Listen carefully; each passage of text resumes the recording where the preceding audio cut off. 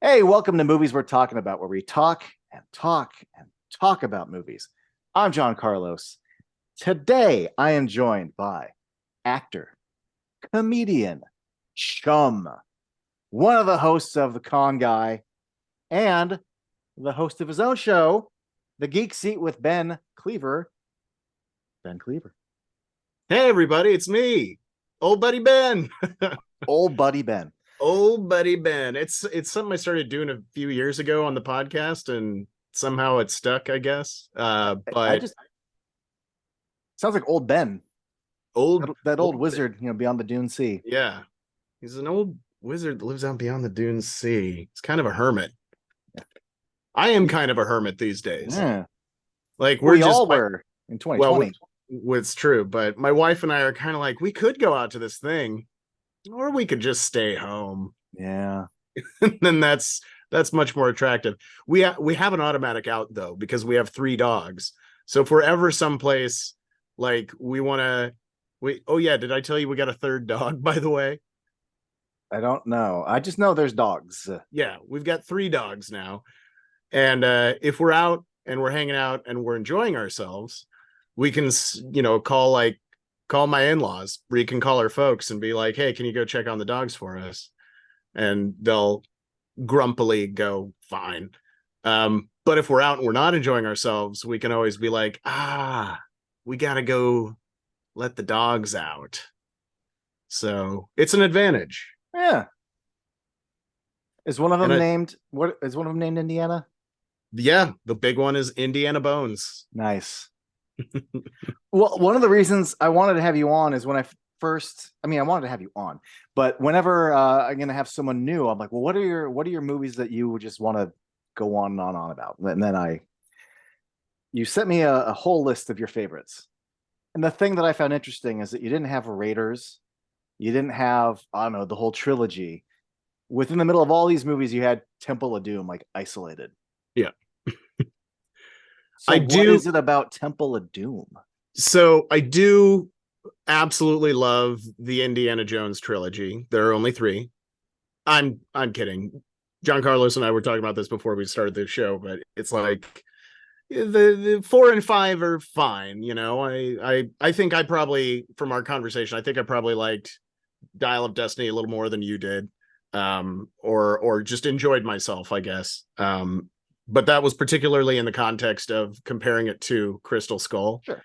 But out of the original Indiana Jones trilogy, which I love all of the films, Temple of Doom is just my favorite. And it's one thing that I was mentioning to you earlier, and I've told this to people before. Behind me, if you can see, you can't see the one on the right, but I have three of my favorite movies, the posters for them, and they're all dark sequels. I have Temple of Doom, Empire Strikes Back, and Batman Returns is the one that's off screen. And for whatever reason, I'm not a goth kid. I'm more of a punk rock kid, but even so, not that rebellious. And I just, I'm a human golden retriever. Like my wife and I compare each other. Like she's a cat, I'm a golden retriever, right? But for whatever reason, I love dark stories. I love it especially when you take a movie that I love, like, of course, the '89 Batman is a dark movie and gothic in itself, but they took an even darker turn in Batman Returns. They take a darker turn on the Star Wars trilogy in Empire Strikes Back. They take a darker turn in Temple of Doom, which is technically a prequel, not a sequel, but still, um, it it's something about taking this story and digging in deeper and exploring different parts of it and exploring the darker side that is very interesting to me. And I don't know if I'm quite sure why. I just really love it. And yeah, it makes me excited about the story. So that's particularly why I mentioned Temple of Doom instead of Raiders or Crusade or the trilogy as a whole. I am glad you brought up the darker thing. And I think it's funny because as I was watching this two times ago, it was really hitting me how even because I remember as a kid the response to this movie, at least from my elders, was this is darker. It's not as good. It wasn't Raiders. That was hearts getting ripped out. What is this? And you heard that a lot when Last Crusade came out. I remember hearing interviews on the radio with Spielberg, like on the news radio, about how like this Last Crusade was, more of an apology for going darker with the last one. Um, I watched Temple of Doom, and here's my hot take. I don't think it's that dark. I think aesthetically and on paper it is. It's so much sillier and funnier than Raiders. And I was thinking about how I'm like, you know what? That reminds me of Empire because Empire is perceived as darker, but there was so much wit sprinkled throughout Empire Oh in a yeah. way that isn't present in Star Wars. There's so many little asides between Han and Chewie, Yoda fucking around with R2, just little things where 3PO and Han. There's so much wit, and I was even thinking about this. I'm like, there's got to be others. My brain went, Batman Returns. I know it's darker because the Penguin's got black goo coming out of his mouth, and he's constantly talking about fucking to Catwoman and stuff. But like, it's like, okay, I'm not gonna say Batman Returns isn't dark, but I feel like there's something like playful and goofy about Batman Returns that I think I wouldn't say it's funnier, but in a weird way, it's brighter. it is funnier. Yeah, And I think that's I an think all almost three of them are goofier and more fun than people let on or recall. and I think that's a byproduct of it being a darker story, I think. Because there has to be that balance of the levity and Oh the yeah, and the darkness. the scales are constantly doing this. Like for Yeah. everyone remembers like Mola Ram and tearing the heart out, and I feel people remember that, but they don't remember like all of Willie like screaming in the background, and or if Yeah. people do because people fucking hate Willie. Oh, she's worthless. Oh really? She is to me in the across the Indiana Jones averse or whatever you want to call it, across the 5 films that exist. Yes. She is probably second on the list for me of most hated character behind Shia LaBeouf's character. Like she's I was watching this movie with my wife, and every 10 seconds she was just like, this character's worthless.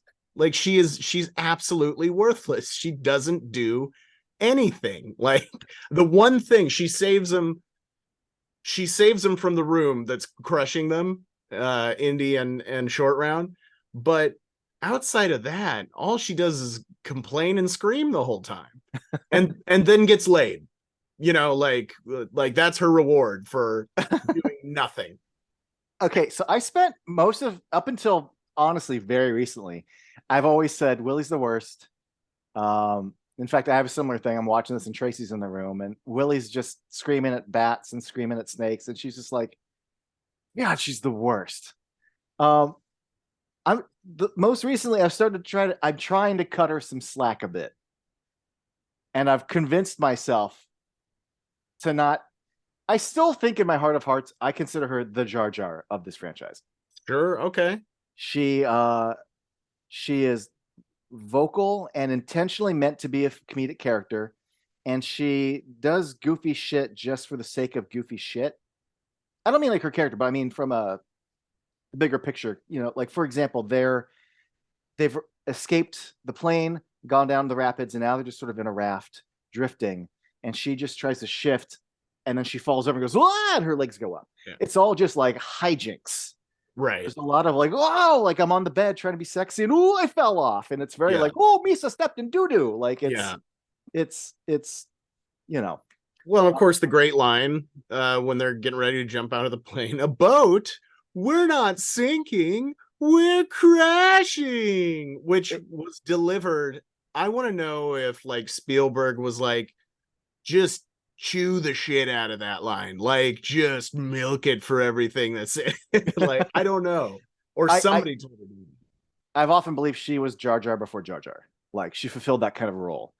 and George might have, 10 years later was like, well, what if we made her a guy and gave her little floppy ears, and then he falls over and goes, oh no.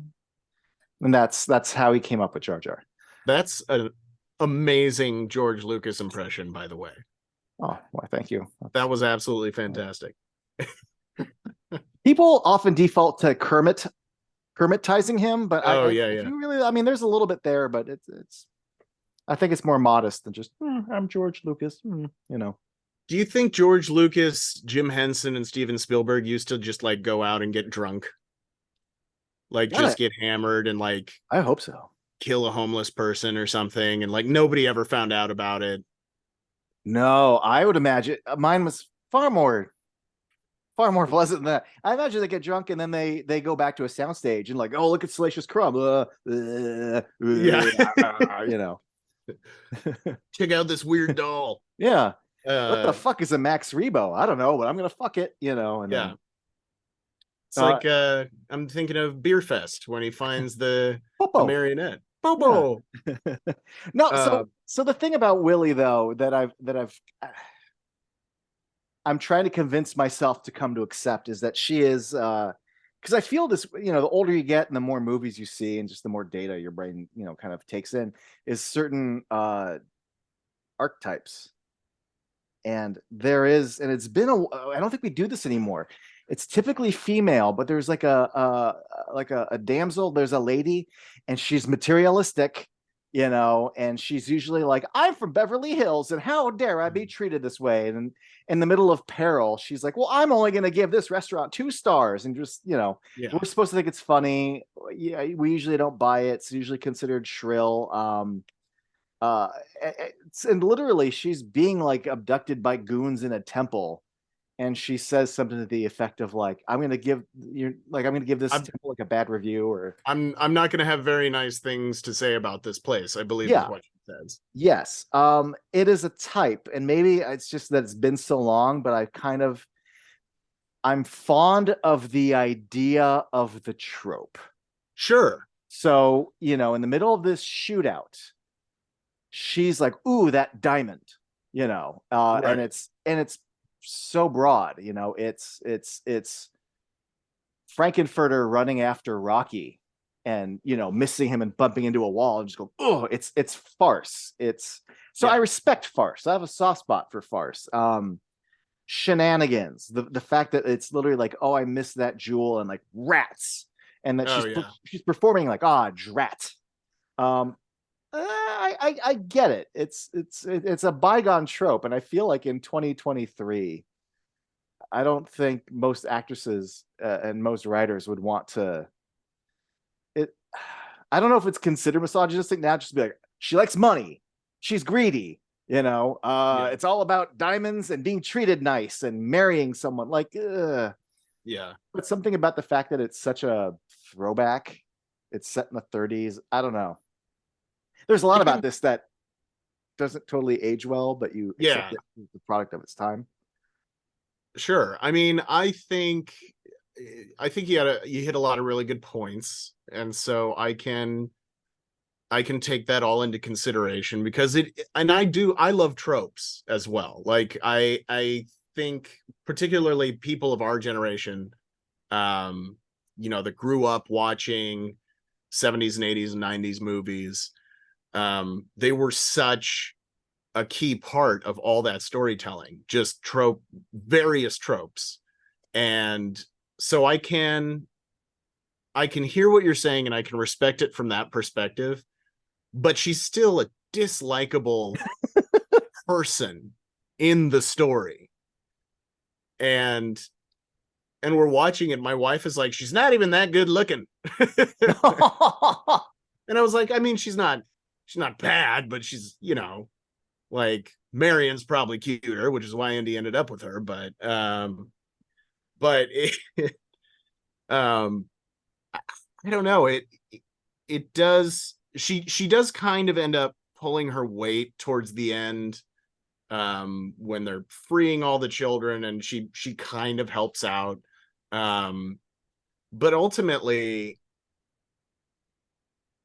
yeah, she just seems like she's just screaming and complaining the whole time. And we do get a little bit of backstory for her. She says, I was happy in Shanghai, I had a house with a garden and blah blah blah. And um but then there's the other side of it where they're like putting her on the elephant and she's like, I need to call my agent. Does anyone have a phone? Where's a phone? And I'm like, we know, like, from previous parts of the film, you're not that stupid to think there's a phone somewhere out in the middle of an Indian village, Yeah, it's in the shtick, 30s. It's shtick. and it doesn't always work. Um, I think she was a little too shticky. And I think that's probably why I think Marion as a character, like in Raiders, was just she she was funny, but she was also powerful, Mm. and she could fend for herself, and she was tough and rough, and was much more on par with Indiana in a sense. And this, like, Willie's just dead weight. I mean, part of it, I think, I'm glad you brought up Marion, is because if this was our first Indiana Jones girl, if you want to call her that, like a Bond girl, you have no basis for comparison, but you're starting with Marion, Right. who can take care of herself and manage her own bar and manipulate men by pretending to be drunk and like blah blah. She's a crafty lady. Yeah. Uh, to go from that and then to this, we're now doing a comparison. That's true. That's true. Let's stick to just this story. Which, if I were you going to say something? No. I mean, I don't care if you want to bring up I'm just saying that, like, the judgment of her to me is partially fueled by what we just had before her. Sure. And that, that's understandable. I was going to say this story in particular opens up, which with this amazing, like Broadway, old Hollywood song and dance number. Anything Goes in Mandarin, I think. I don't think it's Cantonese. I think it's Mandarin. But and I think that's my favorite part of Willie in the whole movie. Like, that's my favorite Willie scene in the whole movie. But it also just seems there is a layer to it of like, this is her. She's an American actress that came to China and learned how to sing this song in Chinese to entertain, and that's her job. And so there's a little bit of I mean, it's a song and dance number, so there's a performance aspect to it. It's not like she's like, I love this. It's but it's this harkening back to this great 1930s and 1940s musical movie. She comes out and she's in the club, and then she goes back into the Dragon, and all of a sudden it's a huge soundstage with dancers and glittery outfits and all this kind of stuff. And then it comes back to the nightclub, and I'm like, which was that in the nightclub? Was that in an imagination? What Right. was that?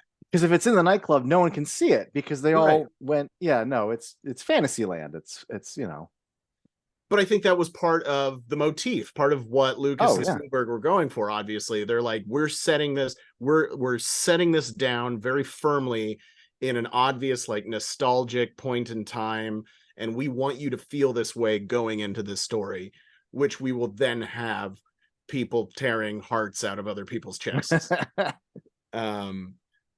And the opening scene, and that's the one thing I love about Indiana movies, and that's one thing I liked about the newest one, the Dial of Destiny, is every Indiana Jones movie opens up with this thing that's not, it's kind of related to the rest of the story, but not necessarily. In Temple of Doom, this is more to set up how Willie and Indiana meet.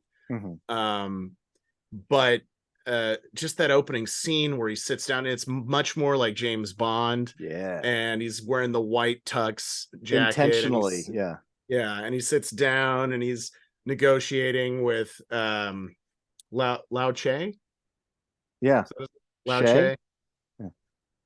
And that whole scene's fun because it's the very it's the toned down, I've got the gun under the table or under the handkerchief, and all that, and then he's, you know, threatening to basically run Willie through with a fondue fork or something.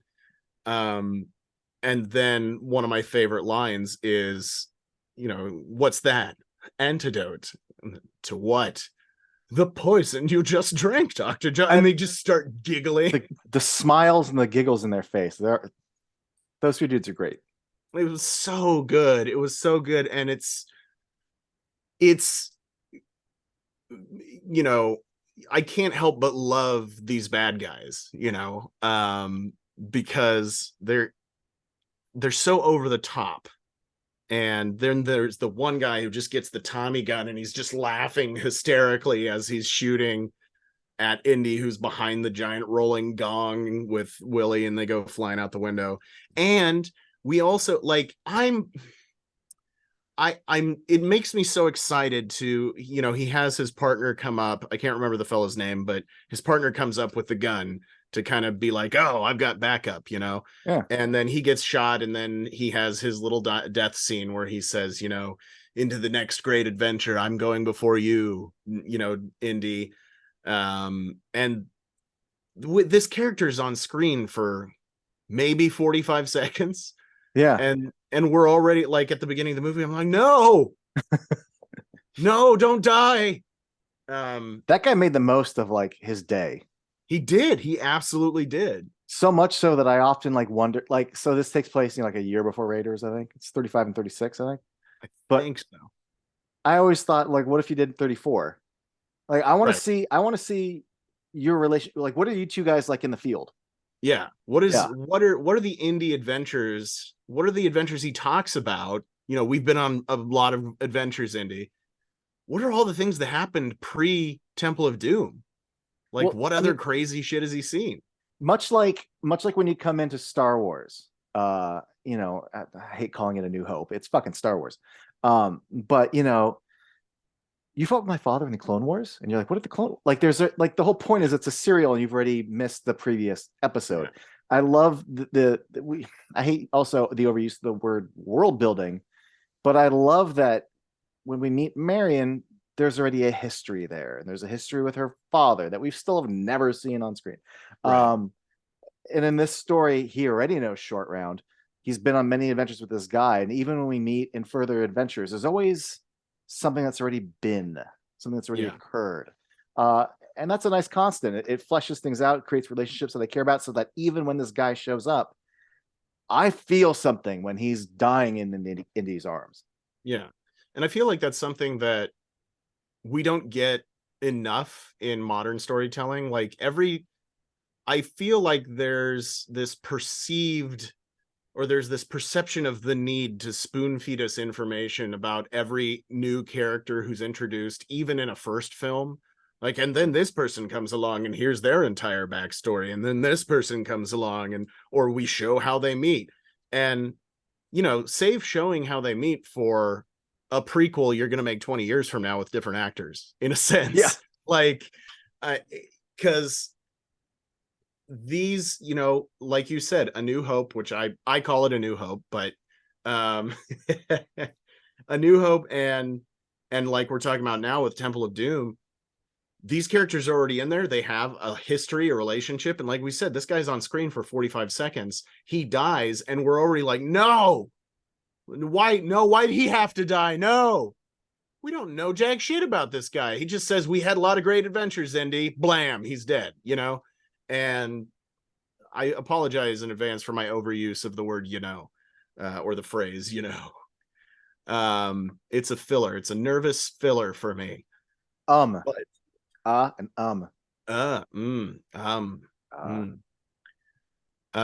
but yeah, the opening scene to Temple of Doom is great. And then when they, you know, they escape from the club, they jump onto the awnings, they fall through. And then I love that Willie says they're hanging off an awning, and she turns to Indy and she goes, "Who are you?" And I'm like, Lao Che just told you. He's Indiana Jones, famous archaeologist. Yeah, but she's expecting you know, a professor type. Right. Well, and that's a great line too, because James she Bond says, daring do type. yeah, Oh yeah, that's the great line. I thought archaeologists were little guys with glasses searching for their mommies, and then Indy just goes, mummies. And that's such a great line. I also feel like by the time Temple of Doom came around, because it came out in 84, right? I yeah, think it came out in yeah. 84. 84. So they just released I mean, Harrison had just come off of Return of the Jedi, and I feel like George and Steve were just like, just be Han Solo. Or maybe Han Solo and Indiana Jones are not discernible from who Harrison Ford is as a person, or at least was in the early 80s. Much like his characters now as Han Solo and Indiana Jones are grumpy old men who don't want to be where they are. That's also Harrison Ford now. Huh. Because a lot of it, I was watching this again and I was just like, a lot of this is just more Han Solo. And I do love the fan theory that the Indiana Jones movies are what Han Solo was dreaming about when he was frozen in carbonite. It's cute to think about. I don't give it any credence, but It's it does. canon. I mean, you could argue that that's why there's so many like Easter eggs of like R2, and the Ark of the Covenant, the little Yeah. hieroglyphs and the Club Obi-Wan. Club Sure, that's a Obi-Wan. justification. But there's almost no fan theory that I've ever been like, yes. I always go, that's cute. Yeah, it's fun to think about. But at the same time, none of this is real. Well, Like, yeah. No, the opening scene. First of all, I just love the balls that if you, because okay, first of all, we don't really have this as a genre anymore, but we used to get so many adventure films that it was considered its own genre. And yeah. then it just sort of became action adventure and then just action. Um, but if you came out of Raiders and 3 or 4 years later, you're like, oh, there's another one. And the first thing that it does is give you a musical number. Like I would love to like hear that negative. I'm a theater kid. I love tap dance numbers. Yeah. Go nuts. I'm having a great time. But I would love to have been in the theater with any sort of guy who's like, huh? What? Hmm? Oh yeah. Well, and we always kick around this idea. My wife and I always kick around this idea when we're watching a movie that's from the 80s or 90s or pre 2000s essentially, and we just go, what if Twitter had existed Oh yeah. at this point in time? Like, what if Twitter was around in 1984? What would the response have been like? Every movie would have sucked. Oh sure. Like everybody would be saying every movie sucked. These movies that we hold up, like Raiders and Temple of Doom and Crusade, every single one of them would have sucked. Yeah, well, When you've they came seen the out. thing where people are like doing tweets about like the complaints about Last Jedi, but they're all about like Empire Strikes Back. Like Empire sucks. Yeah. It took my character. Bleh. So yeah. But to me, that the opening scene's fun as far as like the intrigue and all that. But it's the second. Well, it's actually right after he takes for a PG movie those flaming skewers and just Yeah. pierces that guy. His little face is like like it's horrifying for PG. Yeah.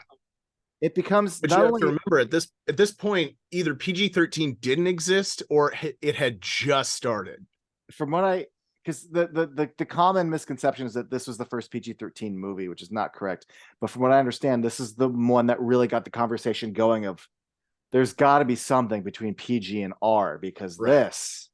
Yeah. holy crap. Because what was it? What was the first PG-13 movie? Forget. I want to say it wasn't, for some reason, Gremlins sticks in my mind, but I don't No. think it was Gremlins. It was, I forget the name of it. It's shit, what was it? I don't know. It's I something that we don't would know. know. It's something we would know. It's a movie I've never seen, but it's a title I'm familiar with. But and I'm sure you're probably gonna look it up right now. I'm But gonna use my tiny computer that fits in the palm of my hand. to me, what tells you what movie you're watching is when that fight breaks out. And it's essentially a brawl, Mhm. a ballroom brawl, a ballroom blitz, if you will. The second I know what I'm in for is when the band just starts playing. Because now your action scene is sticky and it's he's Right. trying to get the antidote and oh no, there's a carriage cart full of food and ooh falls into the band and the Wilhelm goes off. And she's trying to get the jewel and he's going, oh drat, and she's going, oh drat. Anytime a band starts playing real time in an action scene, uh, I immediately know, okay, so this indie movie is gonna be silly, it's gonna be funny, um, and I love the cliche, and this movie does it brilliantly, where the dancers all come out and they start doing their routine in the middle of it, Right. as if they didn't hear Tommy guns going off. That didn't matter. I love the simple joke of, well, the show must go on. Like, oh, there's our Right. cue. The music plays, and of course they're dancers, so duh, they're just gonna go out and start dancing. Um, so now I know what we're doing. So Uh, to me, that sets so the stage. from a quick Google search, what I believe I have gathered is that Gremlins and the Temple of Doom were the PG movies that got the conversation going, as you said, and then Red Dawn, I believe, was the first film to actually get a PG-13 rating. Yeah, I've always there's a movie and Red Dawn, and I don't know which one was first. Some people say Red Dawn, but I'll buy it. That was a I'll quick allow Google it. search, so it might be flawed. Um, my brain just went blank for a second. That happens It's sometimes. okay. I have a topic to bring up. Giant vampire bats. Uh-huh. There are What? no giant vampire bats. They're not vampire bats are this big. For fruit bats. It's a movie. I don't know. They were fruit bats. But speaking of the bats, the scene when they're camping in the middle of the forest, and it's more shtick. It's more Willie shtick. So sticky. It's so Jar Jar. It's so Jar Jar, but she's like traipsing around the camp and finding a weird animal in every corner. And it starts off with her like, what is she like, hanging up a wet towel or something? Yeah. And then she's like doing Picks up her a bat. thing and like picks up a normal thing, picks up a normal thing, picks up a giant bat that screams in her face, and she screams back at it. And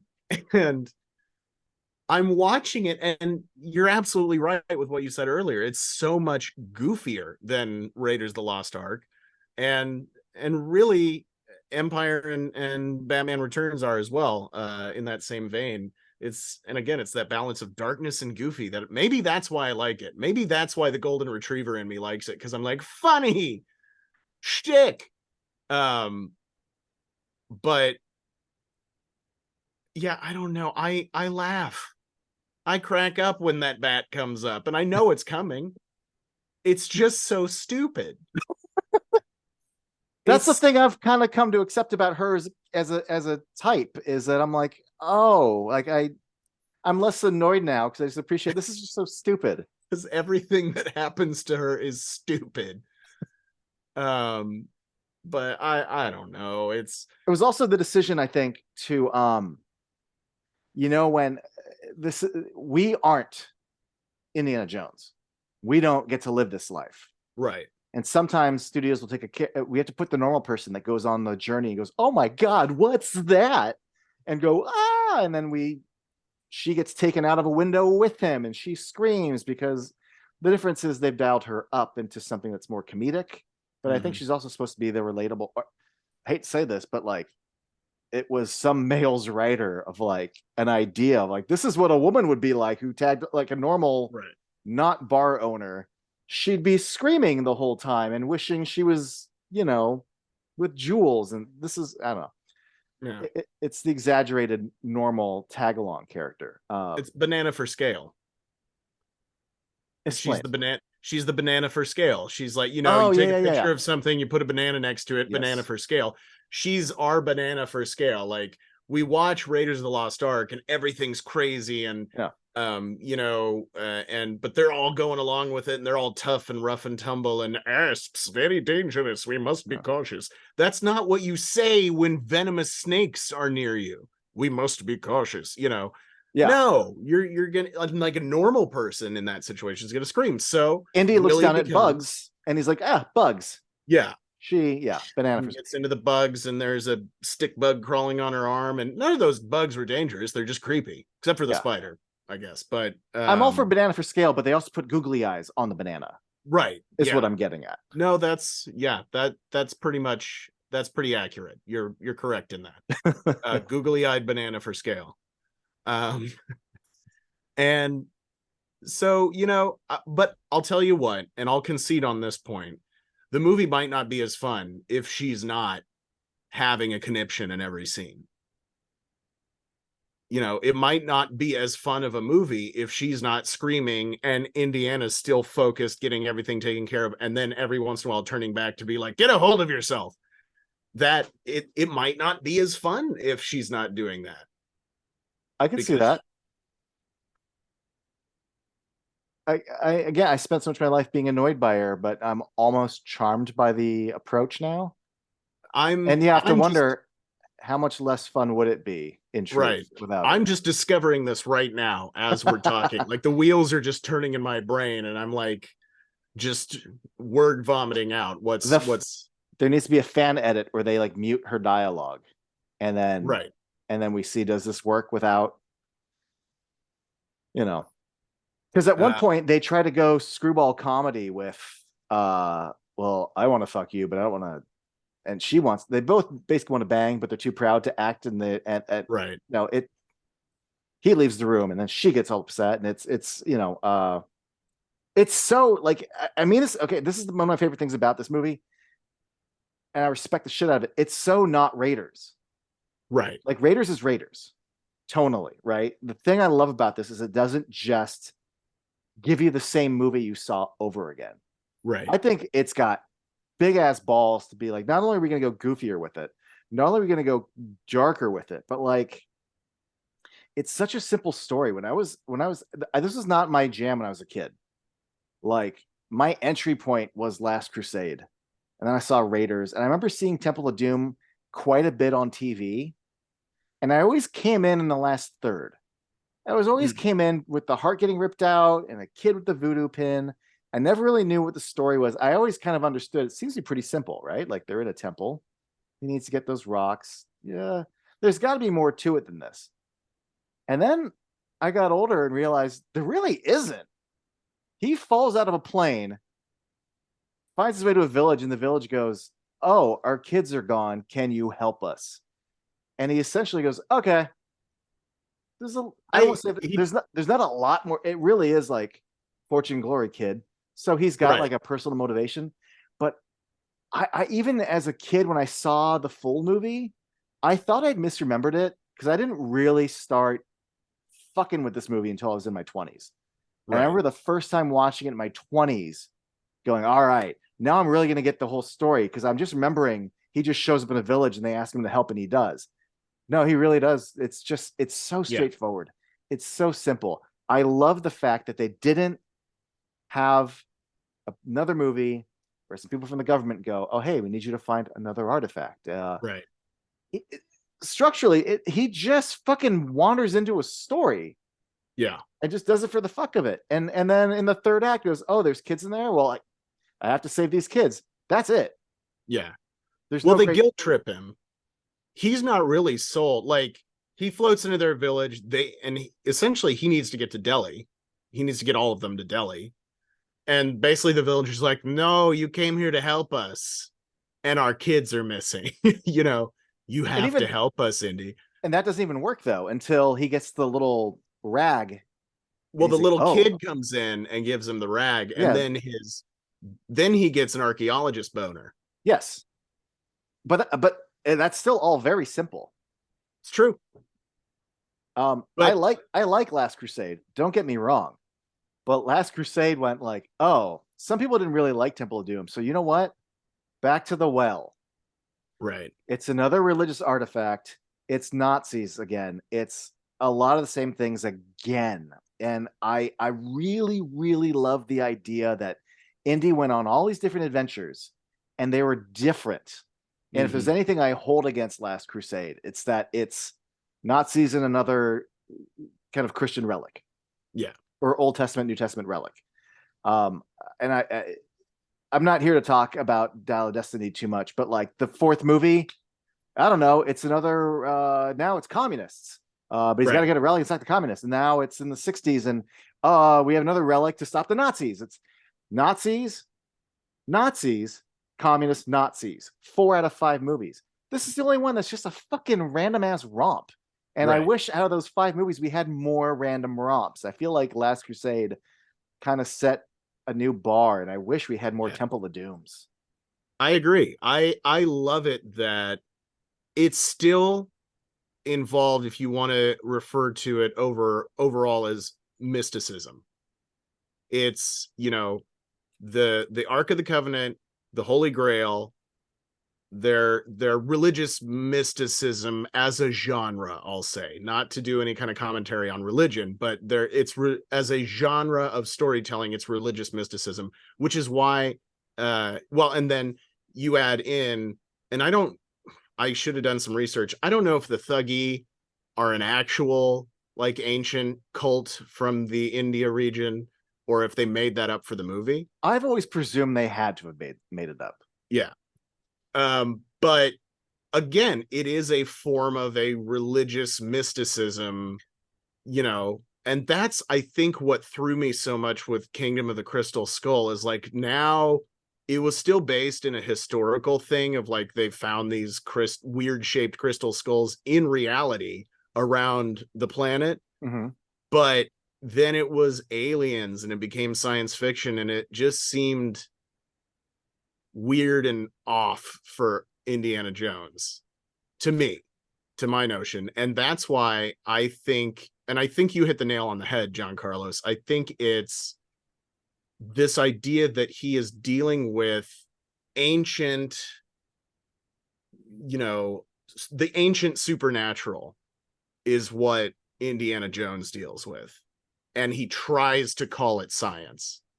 And one thing I liked in the new film is when he says, I try to explain everything with science, but I've seen stuff I can't explain. And that was, I think, a good acknowledgement in the character's perspective of being like, he approaches everything from the archaeological and lore part of the scientific aspect of it, and then runs into this weird shit, because this was not a benign cult. Like, there was weird shit going on with the blood of Kali and turning him into a zombie, and turning the little prince kid into a zombie, and the stones glowing and all that And kind ripping of, out a heart, and then and like he's on fire, the heart's on fire. Like, and then his chest just closes back up after they rip his heart out, and he's still alive. The heart's still like, it's all supernatural shit, and that's what the original trilogy, Indiana Jones trilogy, really, I think, is all about, which is why the newer ones are such a weird departure to me, to my notion. And so I agree. I would have loved to have seen other, alternative from the big, like, maybe this might have been risky back in the day, or maybe it would have been accepted if they did something in the Muslim faith, like some ancient artifact in the Muslim faith. I don't know if that would have been wise at the time they were making them, or even other East Asian religions or African religions or South American like some legend in those that are akin to the Judeo-Christo Ark of the Covenant or the Holy Grail. Because again, this romp was so much, I think it's so much fun, and it's not going back to the well again. yeah, I'm just echoing what you said at this point. it happens though. Yeah.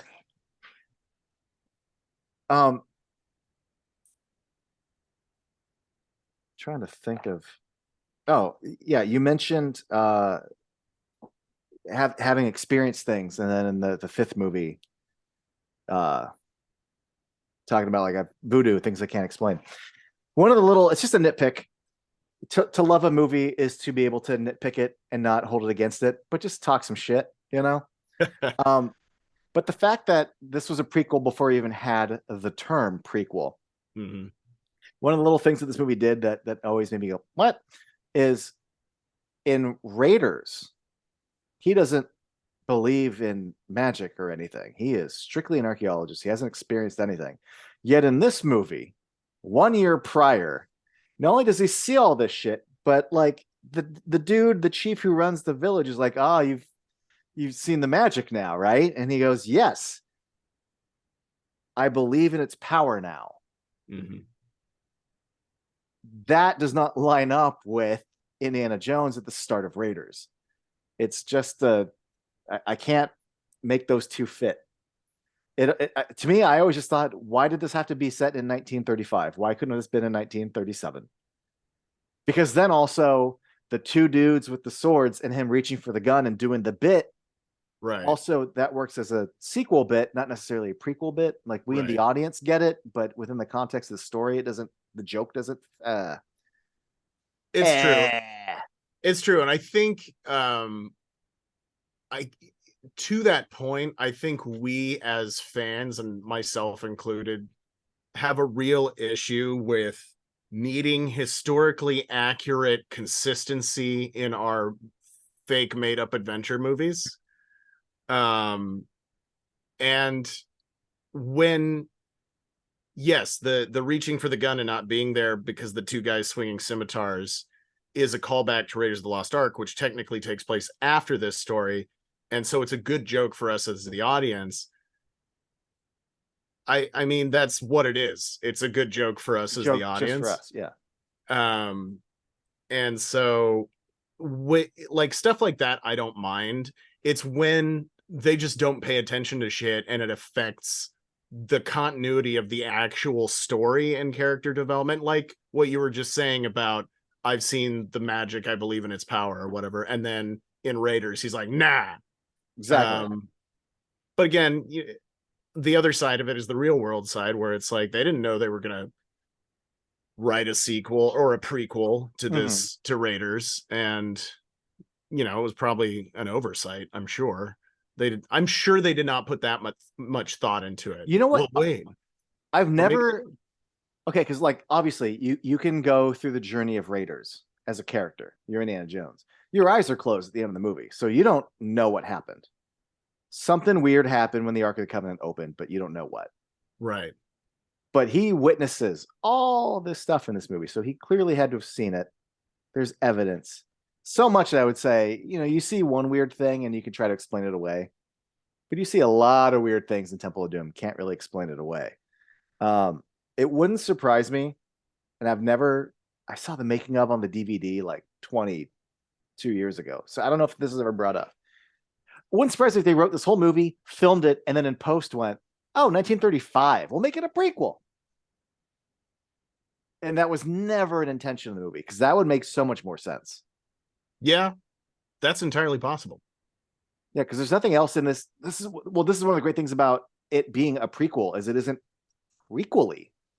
Right. There is no Anakin Skywalker meet Obi-Wan Kenobi. Like there's none Yeah. of that. It's just another There's adventure. no and it makes it more I think this idea is much more attractive to me. Of it makes it more of the idea of it, Indiana Jones being an anthology, Yes. not a series of connected stories, but here we're cherry picking the different adventures of Indiana Jones. You're picking up your pulp comic or whatever, and it's not linear. It's just here's one and here's one. And I think you're right that Temple was such a departure that they came back and they were like, okay, let's just go back to what worked in the first one and put a different layer on it and then call it good. But what if we had 5 Indiana Jones movies before 1993? Absolutely. And they were Yeah. all different.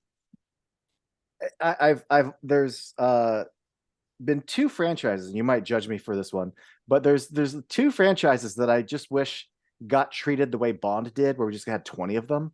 I always Mhm. wanted more Indiana Jones and more the Transporter. The Transporter, okay. Not that they're in the same league, Sure. But that first Transporter movie, I just thought there's this guy, he makes deliveries, he's got his set of rules, and he's, I think he's in France in the first movie. And I'm like, put this guy in Italy in a movie. Then he goes to Morocco, Yeah. gets into shenanigans, driving all over, and then they made three. One took place in America. Eh. We could have had 10 Transporter movies. Thankfully, the John Wick franchise seems to go, oh, you want more? And yeah, you're right. Indiana Jones could have had 7 more adventures that all took place in the maybe late 20s to early 40s. I don't need to see him actually bump into World War II. I Right. really do want that specific era, because it's harkening back to a very specific era of film. True. So that's not to get too much into the other movies, but one of the reasons I don't jive with the fourth and fifth movie is because I really think it only works in the 30s. Sure. Not to say it isn't for everyone, but I think Indiana Jones is kind of a male fantasy. We want to go on an adventure. We want to swing the whip, and girls want him, and he gets to do cool stuff. I don't need to see that person become a 3-dimensional character who gets old. That's not what we're here for. And Okay. I also don't need to see that character fighting saucer men and you know whatever is happening in Dial of Destiny. It's just he plays in the 30s. It is what it's pulp. Yeah. The second, and I don't know if you've followed over the years all the other movies that almost happened. Literally, there was one called like Indiana Jones and the Saucer Men, and it was going to be more of like a 50s invasion movie. I know at one point they were trying to do the second after Raiders was going to be like Indiana Jones in a haunted house. I don't need him to play too much in other genres. Just make more pulp adventures. Yeah. You know, you can push the boundaries a bit. I like to think of it like a you're in like a plastic bag and you can push out. But if you rip into aliens, it's to me no longer indie. Yeah, I agree. And that's pretty much what rubbed me the wrong way about Crystal Skull. And gosh, I'm just thinking of all the wonderful things. But I think you're right. I think Indiana Jones as a character, I almost, this is going to be sacrilege, what I'm about to say. I almost feel like this is something they could almost do like James Bond, and they'd have to find the right guy, not Chris Pratt. They'd have to find the right person to recast as Indiana Jones. And maybe do some of those movies of like 1931 Indiana Jones and his companion, who I don't even know, was that guy Short Round's dad? No, he wasn't, because he says he found Short Round and he lost both. His parents, his parents are dead. Yeah. But he's got the other guy who's his companion from the beginning of Temple of Doom, and we see some of those many adventures they went on. But again, they'd have to cast the right actor, and it can't really be somebody it can't be Timothy Chalamet. It can't be somebody who's like the hottest guy in Hollywood is now, even though Harrison Ford at the time was the hottest guy in Hollywood in a sense, and so they made him Indiana Jones. But it has to be, they have to cast the right maybe I should play Indiana Jones. Ooh, I'd watch that. I'm 4 years younger than Harrison Ford was in Temple of Doom, so I think now's the time. Yeah. So just putting that out there. I'm on strike right now. But once the strike is over. Yeah. I'm on strike right now, but Disney, call me. It's not that sacrilege though. Honestly, first of all, it is. There's only Harrison Ford. But if you are a multi-billion-dollar company that bought Lucasfilm, you're not just gonna only make Star Wars. However, Dial of Destiny at the time of this recording isn't doing amazing business. No. And I have to wonder if, there's been so much time between the third and fourth movie and the fourth and the fifth movie. Yeah. Has the next generation even, do they even want this? Do they even care? And I'm not being ageist, but like, does Gen Z want to see an adventure movie starring an 81-year-old man? Like, I don't know. Yeah. I hate to say this, but if you're a corporation, that you're still going to milk this IP for what it's worth, because you're just Right. treating it as an IP. You got to recast, but you need the producers to understand really what you're making. It's got to be set in the 30s. This doesn't work in modern times, you know. Uh, but my only reason why I'm saying you're not sacrilegious for saying that is because I would want to see more adventures. That thankfully I've had other movies that scratch that itch for me. They're not exactly the same, but like the first Mummy movie Oh yeah. scratches a very similar Raiders itch. I'm actually, I'm a weird asshole. I love the Adventures of Tintin. Okay. And I'm like, if you want to see a fourth, at the time, a fourth Indiana Jones movie, I'm like, just go see Tintin. It has the spirit of adventure and exploration and like action that the first three indie movies had. Yeah. Have you ever I seen th- Tintin? I'm aware of it. I used to be friends with a guy who was like obsessed with Tintin. So I got a lot of unsolicited education on Tintin. And he was a ginger fella, and he knew they were in development for a Tintin. And wasn't it Spielberg who did it? So, yeah. And he knew they were in development for a Tintin movie, and he was like, I'm going to play Tintin. And then he realized, then it became an animated movie. Yeah. And so he was like, shit. But um yeah, so like I said, I received a lot of unsolicited education on Tintin. I never ended up seeing the movie. Oh man, it's so much fun. Um I honestly, like, in my heart, I consider it like Indiana Jones 4. And just the fact that okay. like Spielberg, when he was younger, read Tintin comics, and now we have Raiders.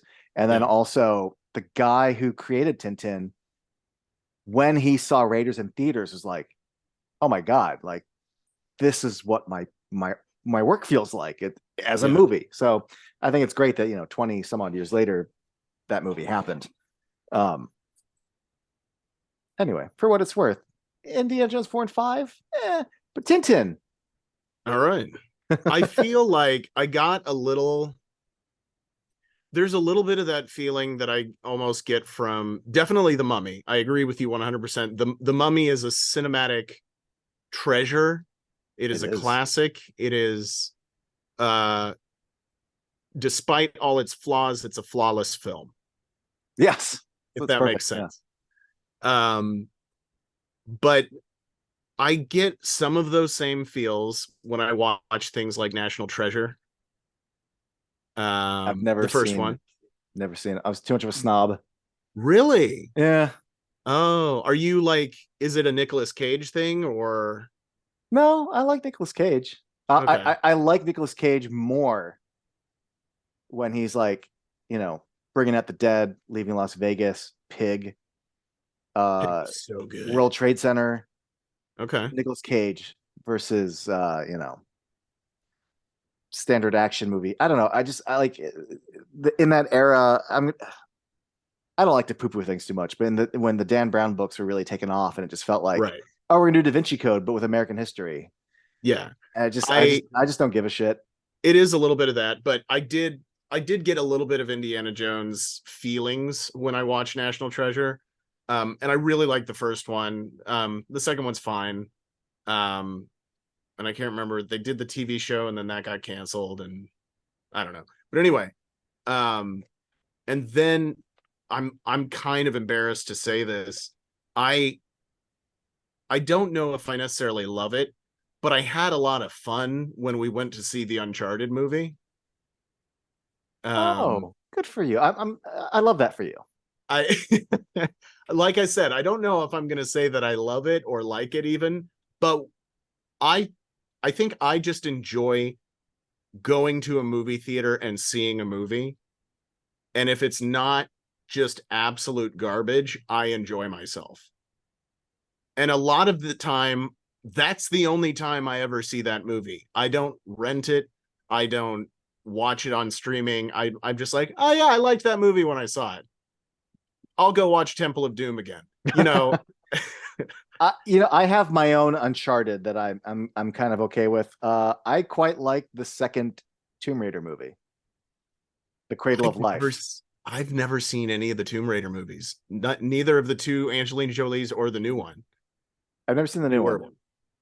The original Angelina Jolie movie is actually like I liked it more the second time. It actually I'm very happy to say this. It is an adventure movie, like structurally speaking. Like there is a guy who needs this, and it doesn't follow standard action movie tropes. It Mhm. follows more adventure movie structure. So I respect the first one, Okay. but the second one is one of those like some Jan de Bont came in to do the second one, and it just feels like someone who's fucking in control more.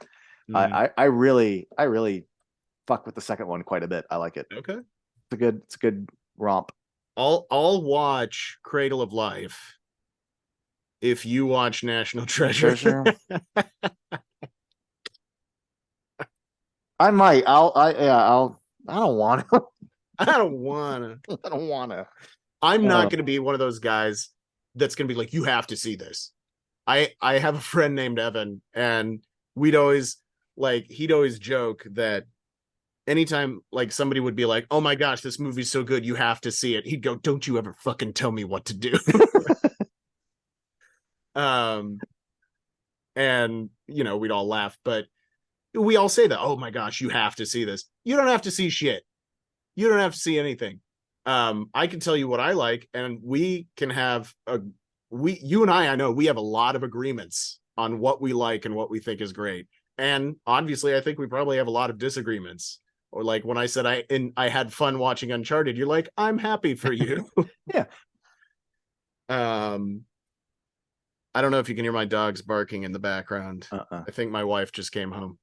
Um, but But I do mean that though. That's the one thing is it's something to disagree with someone else. The something about where the world's going, especially through social media, everyone just seems to have like, here's my opinion, and let me tell you why you're wrong and my opinion's right, as opposed to just you've got your view and I've got mine. And if I run right, into people who like something that I don't, maybe 20 years ago, I would have been like, let me tell you why that movie right, sucks.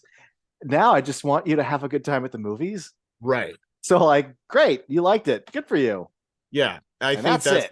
I think that's the thing. It's for some reason we become so loyal to, like, if somebody was like, I hate Batman Returns, then the initial thought of it is like, well, you're a bad person because of that, and I'm going to tell you all the reasons you're a bad person. Like, I'm going to attack your character because we don't like the same movie. Um, and that's absolutely just the internet now. Yeah. It's And I'm not gonna, it's in Jay and Silent Bob Strike Back. Ben Affleck says the internet is a, what does he say? It's a worldwide tool that people use to come together to share information and bitch share about movies. pornography, bitch about movies, and share pornography with one another. I believe was Yeah. the full, and it is No, unfortunate. and here I will admit, um, I'm sitting here saying from a highbrow perspective that I when someone says they like something I don't, great. I just want you to have a good time. And that's true. But also if I'm seeing some bullshit that I don't agree with, I will get judgy and go, but I keep it to my fucking self. I think it, I judge, but I never respond. I never like engage. I just still like walk away going, all right. There's a lot of people who really like Dial of Destiny. I'm never gonna jump in and be like, well, no, just great. You had a good time. I had an okay time. I don't really. What does it bring to the table for me to tell you Yeah, something contrary? Like, have your. I'm in my 40s, man. I don't give a shit. Just go fucking like what you like. true. Yeah. I do. I've started trying to make or put myself in the mindset of, I'm glad you liked it because you had a good time where I didn't. So at least somebody did, Yeah. you know. Yeah. No, I'm genuinely glad somebody liked Uncharted. Um, Also, I didn't hate Uncharted. I was just sort of like, it occurred. it occurred. It happened. I'd watch But a sequel, probably just once in the theater. But again, if I go see a movie in the theater, I don't feel like I wasted my afternoon or evening. well, and that's also one of those movies where, much like Tomb Raider, there's only the only place to go is up. Like you bring in like a Jan de Bont who delivers in a superior sequel. Mm-hmm. There's a world that's a handful of superior sequels. True. Um, can I tell you something else I like about Temple of Doom? Yes. Were we talking about Temple of Doom? That was the idea, yeah.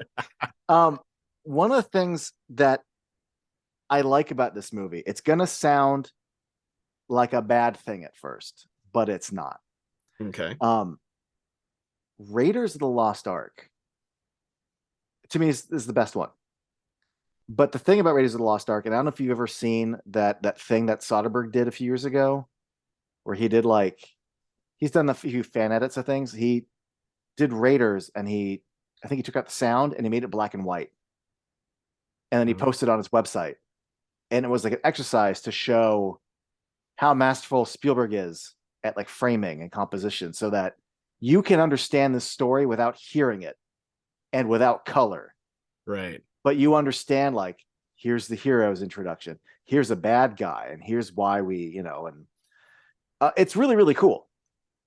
But when that and I shouldn't need Soderbergh explaining that to me for me to get it, but at the time I'm like, oh my god, like there's so much about Raiders that are really really smart choices and efficient choices with how the composition of a shot can not only be economic but to like deliver information in really visual ways. It's a very crafty movie, right?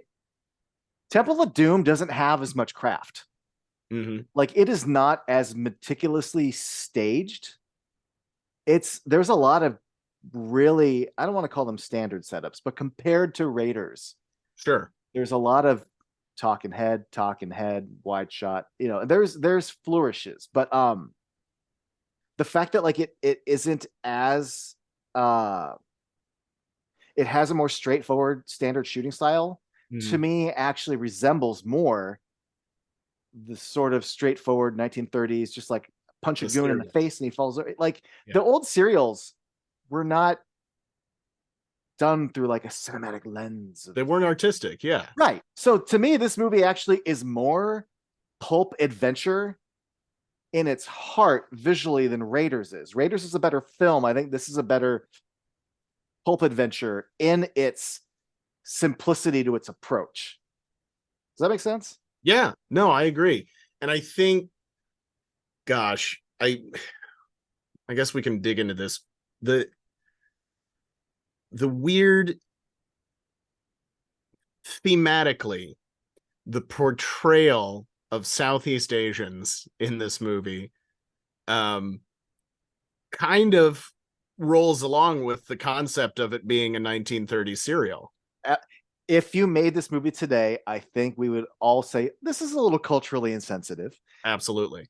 But the idea of the Southeast, or any kind of xenophobic idea of the other, Right.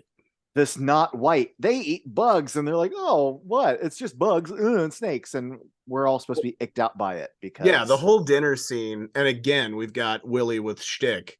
But this is not like what I don't think people in India in the 1930s, even at fancy palace dinner parties, were eating. I don't think. I think you're right. I don't think they were eating snake surprise and chilled monkey brains for dessert. Like, and you have like the big the big dude with the weird mustache. He's like, ooh, snake surprise.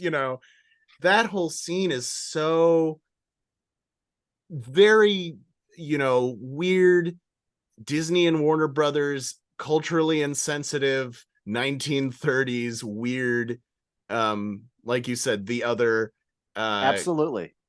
I had to And think of. Oh, go ahead. no, and what you're describing, not only would that have been in a 1930s serial, but those characters have been played by white guys in grease paint Oh yeah. and then just big fake mustaches and Now, fortunately, I don't recall them having any white guys in grease paint in this movie, did they? I don't think No, they I'm just saying that type, did. had it Right, been made in the 30s. right. Yeah. Or Um, maybe if they had found some Mexicans in LA, they might have cast them. right.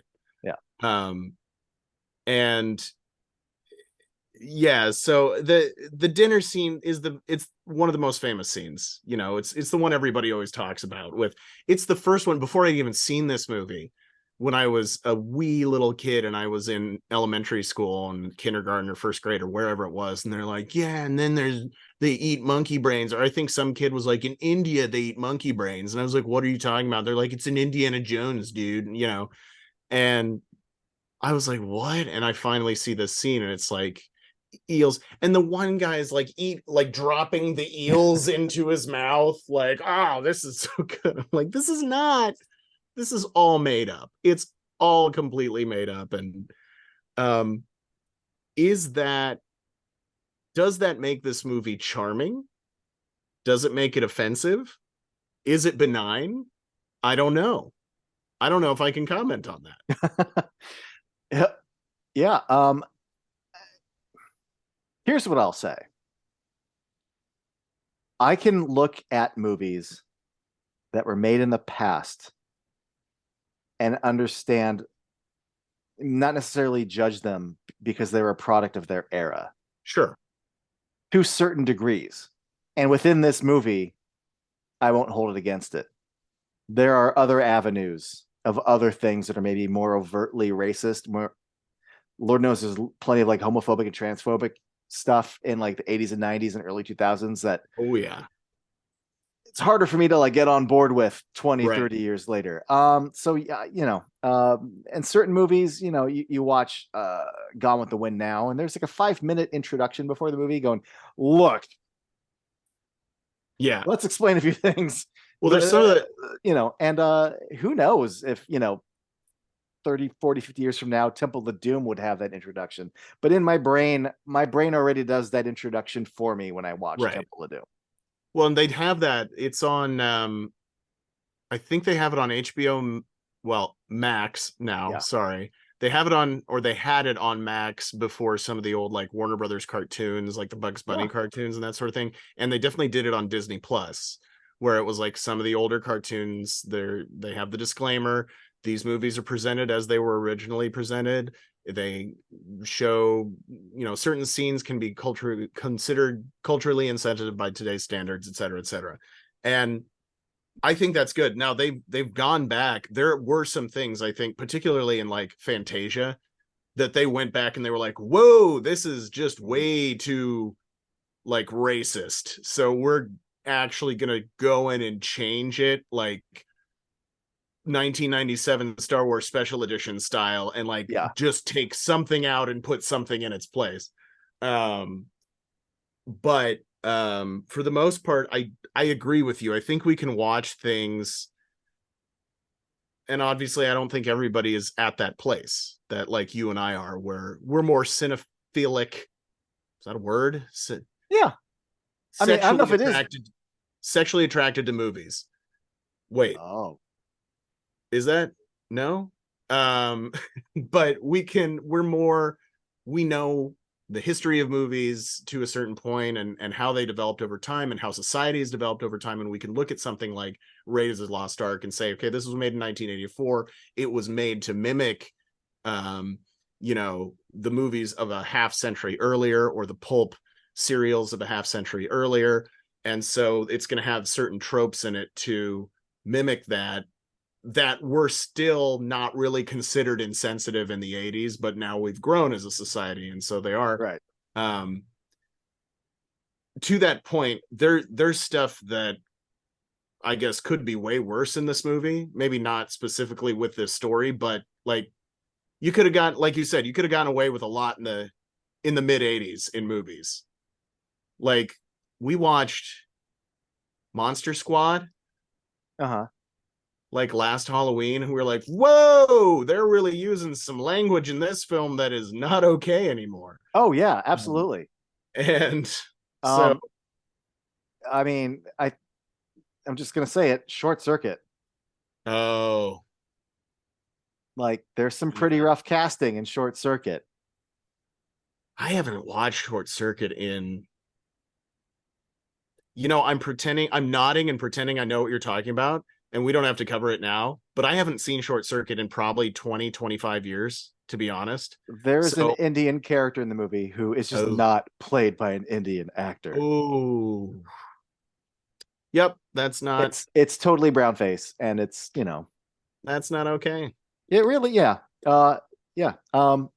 yeah, but that's not the place for it. But that's just an example of I don't want to say, hey, at least Temple of Doom didn't cast a bunch of white guys. Yeah. But it's still I can't imagine, much like such a weird reference, but like in Dragon, the Bruce Lee story, when they're going to see Breakfast at Tiffany's, and like Bruce is sitting in the theater, Mhm. while Andy Rooney, Mickey Rooney.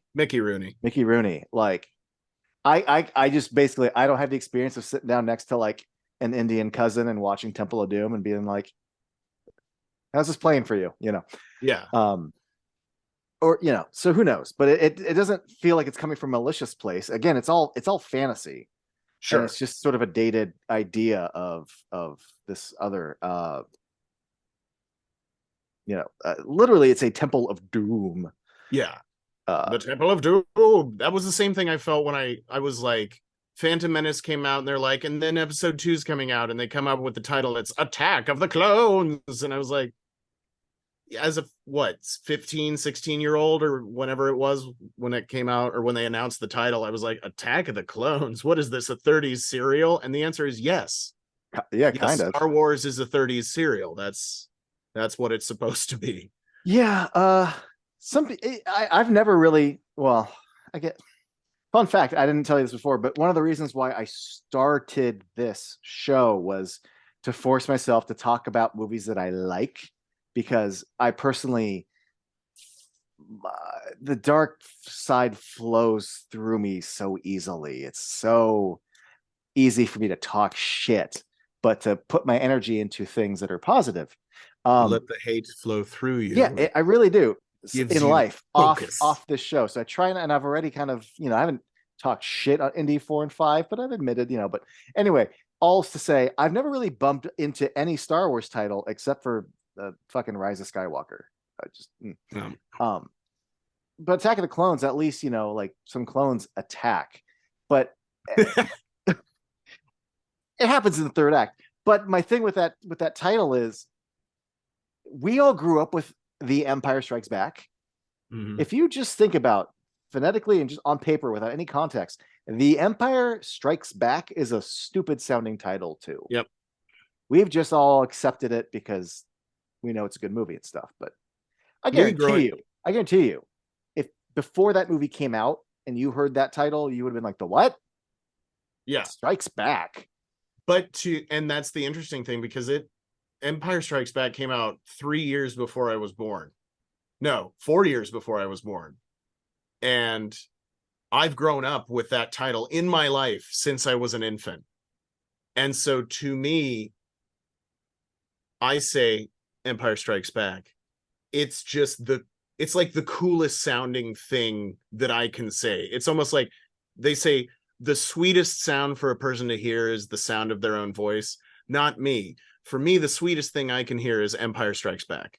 Like it's one of the coolest things that my brain can absorb. Like if I'm having a bad day and like somebody just calls me up and doesn't say anything except Empire Strikes Back and then hangs up, I will instantly be better. And you're like a splinter cell, and that's your code word. And Exactly. Yeah. And then I, but killed 50 people. it's your cellar door. That's It is. yeah, that's very nice. But you're right. It's a stupid 1930s serial title. Yeah.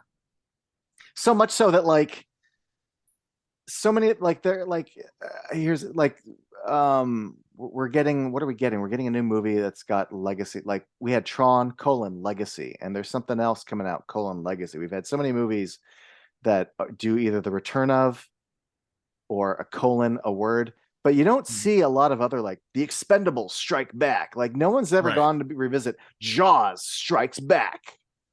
There's Jaws the Revenge. Yeah, but they never did like Jaws Strikes Again, or Yeah. Empire did it too good, and they never ever revisited it. Speaking of titles, though, I just want to take a moment apropos of nothing, just to put out into the world, Raiders is Raiders. I don't care if they ever added on VHS and DVD and now on streaming Indiana Jones and the Raiders of the Lost Ark. It's redundant. It's always going to be Raiders. Let me tell you what, I was thinking about this recently because I have the same peeve, if that's what we can call it. Yeah. Because the first film that was released starring the character of Indiana Jones was called Raiders of the Lost Ark. And I feel like, then they started branding it as Indiana Jones and the Raiders of the Lost Ark sometime in the last 5 to 8 years, I feel like. Maybe earlier than that. It was like 98 or 99 or 2000. Okay, so significantly longer than what I had just guessed. But the last time I watched it, I think I watched it streaming on Disney Plus, and they at least have not changed the title in the playing of the movie. Correct. Like, you start watching the movie and the title comes on the screen and it says Raiders of the Lost Ark. And again, the main Indiana Jones theme is just called the Raiders March. Mm-hmm. Why the Raiders football team has not picked up on that, I don't know. But okay, sports. So now we move into the sports portion of the show. Oh, well, I'm out. John Carlos will be logging off. Yeah. Let me bring it way back. I don't know how long ago, but I was just saying that the movie's simplistic, not simplistic, but less dramatic style suits. I don't want to discredit the movie for being style less. There are still the Spielbergian character reveals and like a push in on them. Oh yeah. There's still a sense of movement and still lots of callbacks, like Indy chases after the two guys, runs up to the camera, gets scared, runs away, and then there's still flourishes. The farcical fight at Club Obi-Wan still has him turning around and decking someone and falling. Like it's still got that. It just it isn't trying, and I don't mean this in a bad way, but trying as hard as Raiders to create cinema in a way that right. For example, like that before you get to the minecart chase, when Indy's on those like planks, there's a lot of just like it's a wide and it's him running on a plank and like punching a dude. We don't do a lot of Spielbergian push-ins and stuff. It's very economic. And again, I respect it. I actually respect it so much that a wide of just him swinging with the whip is probably how you would have shot it in the 30s anyway. So like, this is great. Yeah. Do you think that was done on purpose, or do you think they were just like tired? Like, I don't have the energy to do all these dolly shots, and Yes, I do. I think I don't want to say Spielberg's heart wasn't in it, but it really felt unintended. But I think like he really had something to say or something to prove with Raiders, and then a sequel happened, and I'm sure he was happy to be there and work with his buddy George, but I just think maybe not tired, but like they storyboarded the ever loving fuck out of the minecart chase. Effort was paid to the suspension bridge, but I don't know if if it is intentional. It's a cool choice to be like, no, we are going to go pretty straightforward with this, and it all works. Camp, I guess. If that's the appropriate term. But then again, the third act is all style. Yeah. Well, I was just about to say, what a hell of a third act. When I was a kid, I used to say, I don't really like Temple, but I think the minecart chase is outstanding. Absolutely. I got older and grew to like the entire movie, but even when I watch it now, and I go on the entire ride, and I have a good time with the dinner scene. I have a good time with them going to the village. I have a good time with all of it, but I still, my ears go burp when it's time to get inside that mine car. Yeah. Well, and I think it goes right instead of left. I'm like, oh, here we go. No, Indy left. And I think I totally lost my train of thought. I think I totally lost my train of thought. I We were watching this and we're watching the mining cart scene, and Bree is like, why didn't they make this the ride at Disneyland? They did, just not at Disneyland. I think it was in Tokyo Oh, was it really? or France.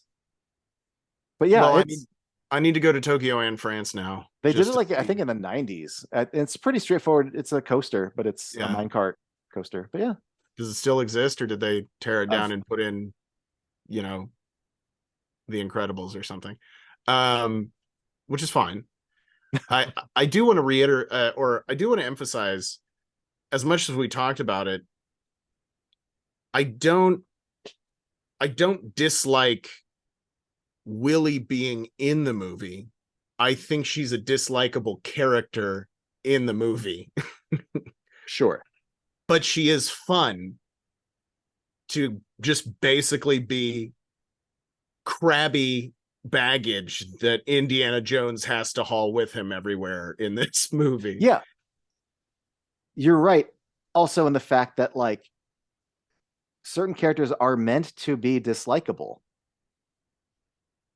and that's a hell Now, of a job for an actor to also nail. that's true. No, I couldn't agree with you more. Now, on the other side of that, we have Short Round, who we haven't even touched on yet, or at least barely. And watching it now in the context of Ke Huy Quan, did I Mhm. say that correctly? Um,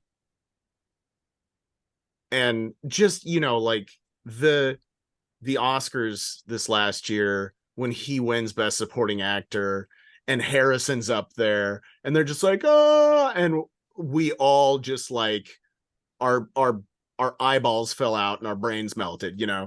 And to go back and rewatch this with that context of him being a child actor, leaving the industry, and then coming back and winning a goddamn Academy Award. um and he's such, his character isn't culturally insensitive. That's his accent that he's speaking with. He's not putting on an accent. Right. He's playing a little kid, so he's talking like a little kid. But the relationship, this father-son relationship that they build between Short Round and Indy, by the end of it, like when, or by the third act, middle of the third act, or beginning of the third act, when Indiana is Kali Ma, Mhm. and Short Round comes up with the torch and he's like, I love you, Indiana. Blah, and he hits him with a torch to try to snap him out of it. I'm just like, like, Well, and I go ahead. it's the hug afterwards that really solidifies that for me Yeah. too. And it's beautiful. And I'm really sad that Short Round didn't end up showing up. I don't know. You might know the history a little bit more better than this. Why is there a reason why Short Round didn't show up in like Crusade or anything? No idea. I assume, he didn't make an appearance in Crystal Skull because Quan wasn't acting at that time. I don't Yeah. think. And I imagine he doesn't make an appearance in Dial of Destiny because they were filming it before he hit big Correct. this last year. And so they didn't, And I there, suppose they knew he was acting, but and if you really wanted to, because sometimes you hear about movies that are like, oh, we shot that like a month before it opened. We shot that 2 weeks ago. well, Hurry yeah. in really quick. If you wanted to shoehorn him in, and it would probably feel shoehorned, Yeah. sometime between this past March and now, you could have done something. But growing up my whole life, having seen Temple of Doom, I always wanted Short Round to come back. Then something changed in me where, I mean, sure, I'd want him to come back, but one of the things I liked about all the indie movies is, not counting bringing back Sala and Brody in 3, was that each one just like he has new cohorts each time. Yeah. And I liked that. I can't remember. Oh God, is it Ray Stevenson who was his little buddy in 4? Ray Winstone, Oh. and then I saw Crystal Skull once, and never Wow. looked back. Um, Ray Winstone is like his little buddy in 4, and also they bring in John Hurt played some guy. Oh yeah, that's I right. forget. It's and the whole time you're wondering why isn't this Abner Ravenwood? There's no reason why this Right. guy just can't be Marion's dad. Um, but I'm trying to remember in the new movie, Toby Jones. Each movie has like new characters, new females. So I don't want Indiana Jones to be too reflective, too looking back. Right. Again, It not works linear. in Last Crusade, but I honestly I remember watching Crystal Skull going, there's no reason he couldn't be doing some research, and he went to like Short Round's bookstore. Oh, hey, Dr. Jones, like, Yeah. yeah, I know what you're looking for. I'll take you to section X, and honestly, Dial of Destiny. There's no reason why Short Round couldn't have been the Sala. Yeah. Sala already came back. Short Round could have been the like, good luck. I really, and also, wouldn't you really believe Short Round being like, I want to go on another adventure with you? Yeah. Like, Oh no, yeah. no, kid. No kid who's now a Well, 48-year-old man or 50-year-old. No, he's probably in his mid 50s, isn't he? I don't know. yeah, I don't know. Yeah, because I'm in my 40s and he was older than me and like Encino Man and stuff. But one of the things yeah, no, I think Encino Man was maybe one of the last things he did before his big break, his big departure. Mm-hmm.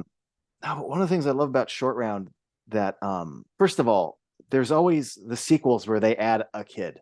It's such a Sure. cliche. And I often say like 9 times out of 10 it sucks. But every once in a while, you get a Short Round where they get it right. Mm-hmm. And I think one of the reasons why they get it right is he isn't the banana for scale. Yeah, correct. And a lot of times that's what they do. And he's your gateway for, oh, this movie was a hit. And it turns out kids went to go see it. So we got to Mm-hmm. put a kid in it. So that's their gateway for the sequel. Um, I love any movie where a child character and an adult just relate Yeah, without it being that movie.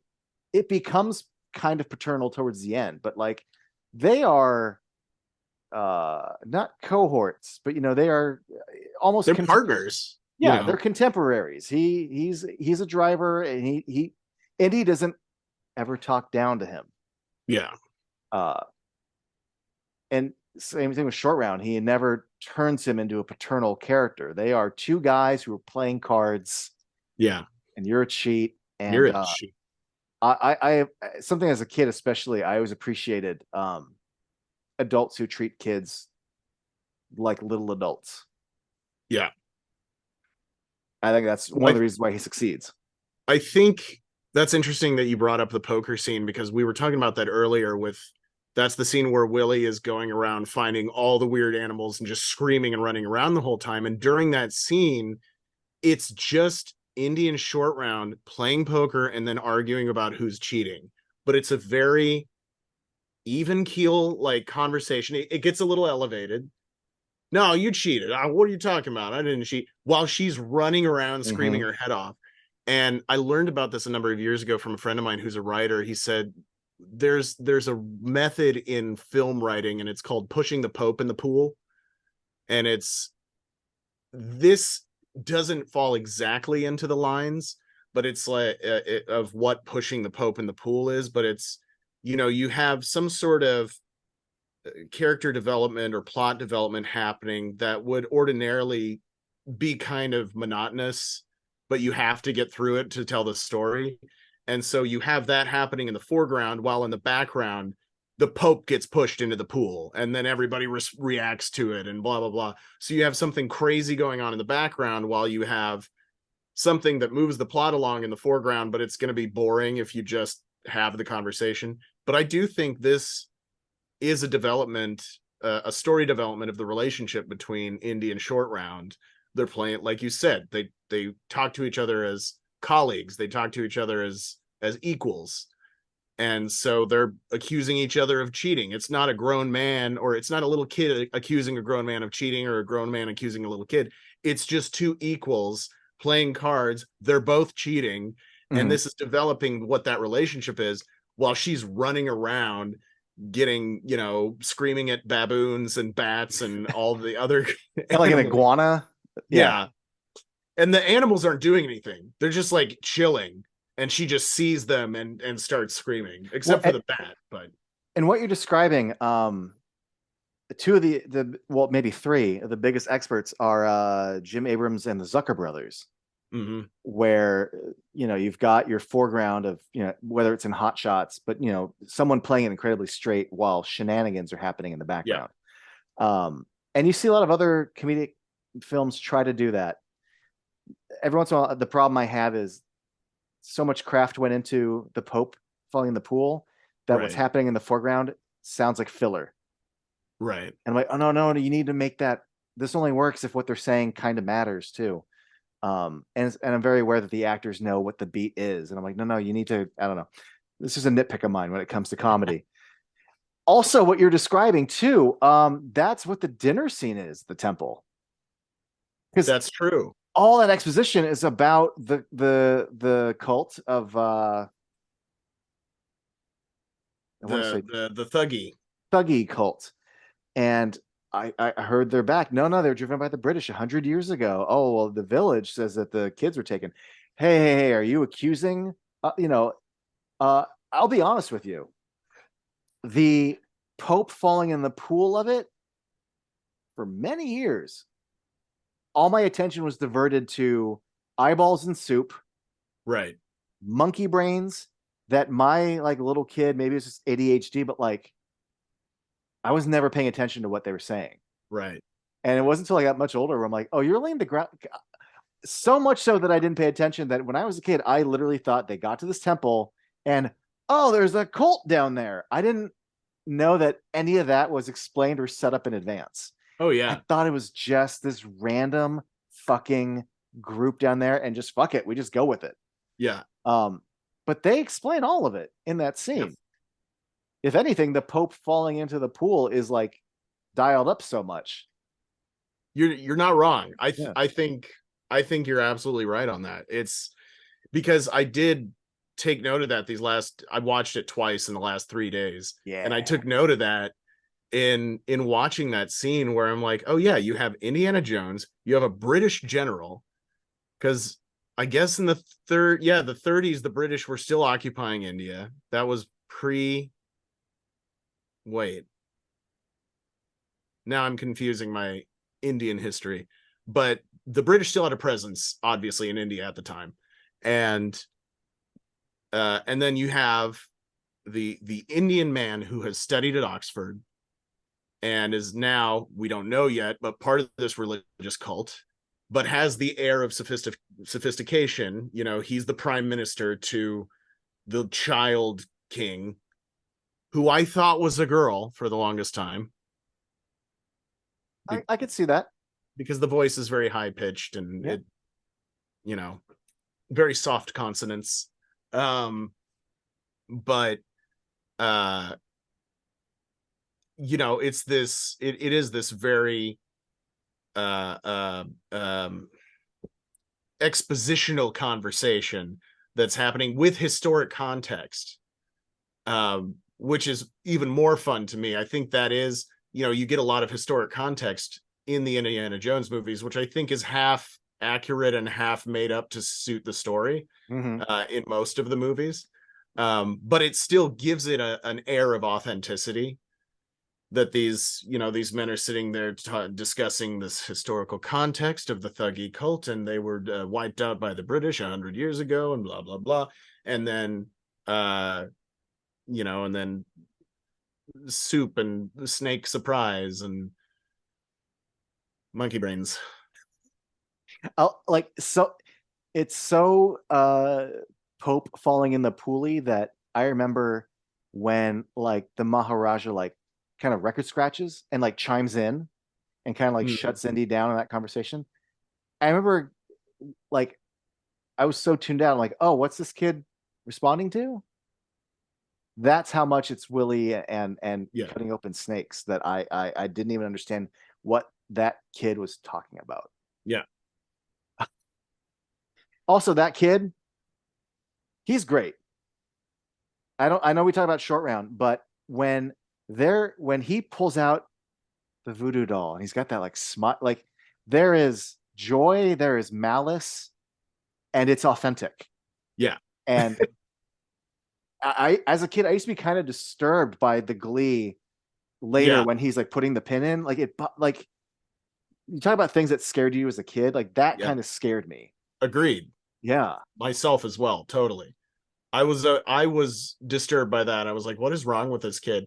And I think it led to like when he and Short Round are fighting in the mines at the end, and Short Round ends up turning around and doing the same thing to him that he did to Indy and burning him with a torch or whatever, and then the kid snaps out of it and Yeah. he's like, here's how you get out.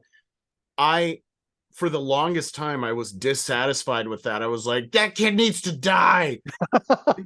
Like you can't kill a child in a Indiana Jones movie. That wouldn't be right. But I like it was the glee and the malice with which he would just stab that pin or put the voodoo doll in the fire. And again, I don't, for some reason I look at this and I see, like, I thought like voodoo dolls and stuff like that were more of like a West African tradition as opposed to Southeast Asian. Some Maybe would say this movie's a little culturally insensitive, you know. oh, would some. So that is something that more occurred to me as I watch it as an adult than when I did as a kid. I didn't, really have the education to know the difference at the time. But there's also no context to that voodoo doll. The kid all of a sudden just pulls it out. Yeah. And we know what it's supposed to be. It looks exactly like, it's got a little Indiana Jones hat. Yeah. And but I guess it's just oh, weird religion thing. Yeah. Let's throw that in there. Yeah, there's a difference though between just like hand waving something away or just like knowing when to just, we all know what it is. It's very simple information. A modern movie might make two extra scenes where someone breaks into his room and he goes, "Hey, where's my?" Because usually you have to have like something from the original person. Yeah. Where's that lock And, of my hair? right, Yeah. and there'd be a scene of someone sneaking in and cutting. But this movie skips all that. We don't need it. We don't need to see Uncle Ben die. We don't need to see, the Yeah. Waynes get shot again, and we don't need to see where the voodoo doll came from. It's a voodoo doll. We get it. Yeah. And again, that goes back to the context we were talking about earlier, where one thing I love about Star Wars Episode 4, A New Hope, is you just jump in and it's there. They don't, he is not spoon fed you anything in that, which is one reason why I felt the Star Wars prequels spoon fed us too much information. Like I can just land in there and there's a little bit of catching up, but there's just enough explanation so that I can know what's going on. I know who the good guys are, I know who the bad guys are, and these people have relationships with each other. I don't need to know their entire history. I'll pick that up along the way.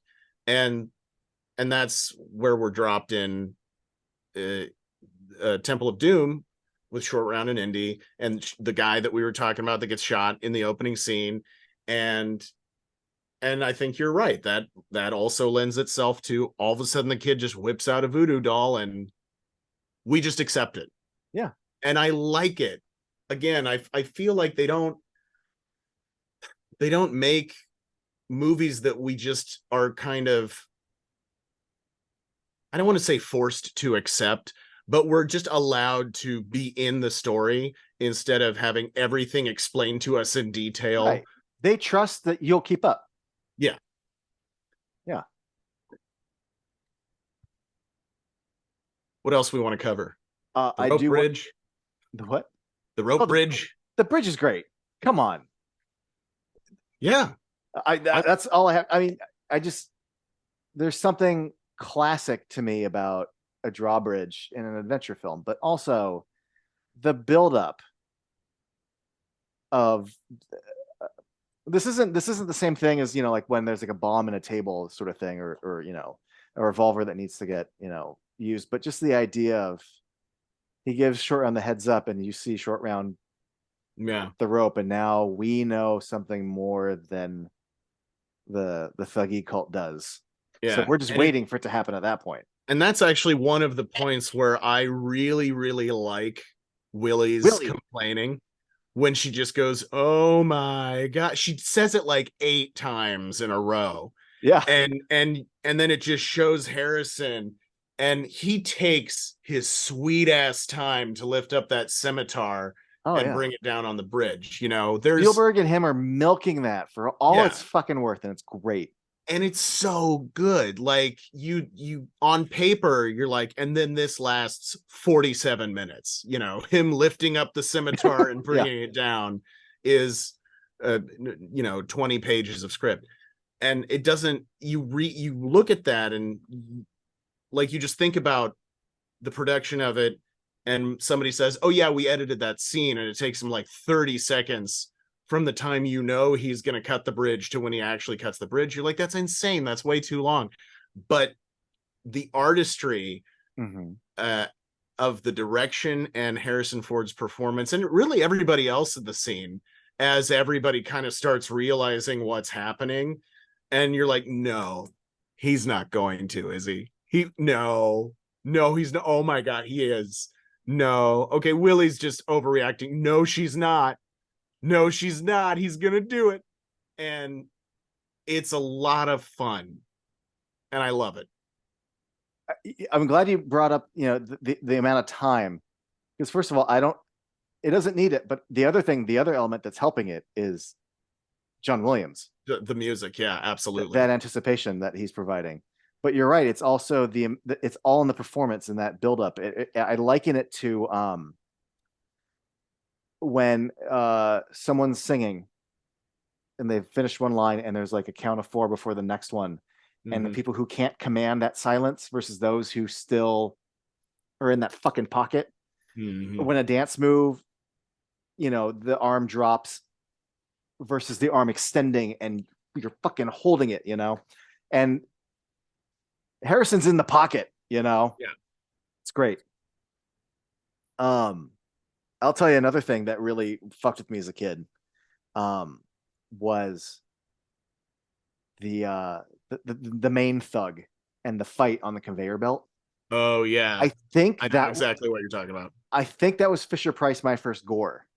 Like that was my Okay, yeah. first. That felt naughty. That felt like I was seeing something that I wasn't supposed to see. And I think one of the reasons, and I have sense memories whenever I watch that movie, and I Yeah. think one of the reasons that sells it is the fact that Willie and Short Round both go, ugh. Yeah. Like in universe, it's supposed to be gross. I watch it now, having seen, I don't know if I like horror movies. Every You Evil Dead, what? and just, Under the Sun, and a little stripe of red paint is nothing. But Yeah. to like 10-year-old me, Mhm. that was ghastly. Well, and I want to say, I think I saw Raiders of the Lost Ark first before I saw Temple of Doom. And so the big Nazi that gets chopped up in the Oh yeah, the propeller, propeller. that was that moment for me. And I had a similar response to the giant rock crushing wheel and the main thug in Temple of Doom. But I think the propeller, there's a splat and a repetition to it that's more ghastly to me than he got crushed and then red paint, came over. Still ghastly though. Yeah. Still very ghastly, and was similarly disturbed by it as a child. But the nothing beats how ghastly the propeller is in Raiders. Yeah, I think I had only seen parts of Raiders, so I didn't get to the blood splatter until much later. But also Ah, it's the guy here's how bad it is. Not only is he selling like, oh my God, but at his 0 hour, Indy's still kind of attempting to, like, even Indy's like, oh, this is no good for you. yeah, Yeah. that's true. He's trying to like pull him out with the Between that and Roger Rabbit, the steamroller. Yeah. A big ass wheel is just no good for anyone. No. Yeah, that really fucked with me. Well, and that's why, and that's also like a classic trope, the old Oh, steamroller bit. And that's why I think, and this is way off topic, but the scene in Austin Powers, the first Austin Powers oh yeah, movie, is so funny to me because it's what's his name, McDonald from Mad yeah, TV. yeah. Um, and he's doing the no, and then the steamroller's 30 feet away from him, and he just stands there and waits for it. Um, and it's because of things like this that I can really appreciate those kinds of jokes, and I think a lot of people can. I hope a lot of people can, because I love comedy, and I like it when people laugh at comedy. No, the slow moving impending death, whether it's tied to a log going to his saw blade, or Bond with the Mhm. laser going up to his dick, but that you're the slow countdown is what gives you Yeah, your drama and your tension. yeah, Um, can I just point out two little nitpicks I have? sure. Because I'm a nitprick, I guess. I've just came up with that right now, but I'm such a nitprick. One of the little things that happens in movies that I don't hold against the movie, but always pulls me out is when a character should have peripheral vision, but in the movie, like they only see what the camera sees, and I'm like, but it's right next to Yeah, you. It's not around the corner. It's right in your view. This isn't peripheral, but the fact that Willie runs across the bridge, gets to the other side, and then goes, when she sees Mola Ram, but the camera whips around and there's nothing but Mola yeah. Ram right there. So He's standing right there. he's standing right. Like Yeah, they should have built like a corridor on the side of that bridge or something. I don't know. It's just because you would see him while you're running. Like yeah, that's how wide open everything is. I don't hold this against the movie, but I chuckle when the whole fight is happening with Indy when he's possessed. All the thuggy cult on the opposite side of the gap, these extras, they're all going yeah, and for the longest time, I'm like, are they happy or are they angry? I can't yeah. really tell. I was thinking the exact same thing. And then it feels like, oh no, they're upset. You're fucking with the ceremony. Yeah, No, and we can't get over there. But then later, once he's out of the trance, there are some shots where you can see them now cheering him on because some of their facial performances are happy, but it's the same. And I'm like, when did you yeah, guys all did you all get hit with fire yeah, too? Did Short Round say he loves you all? yeah, Because it's the same gesture, yeah.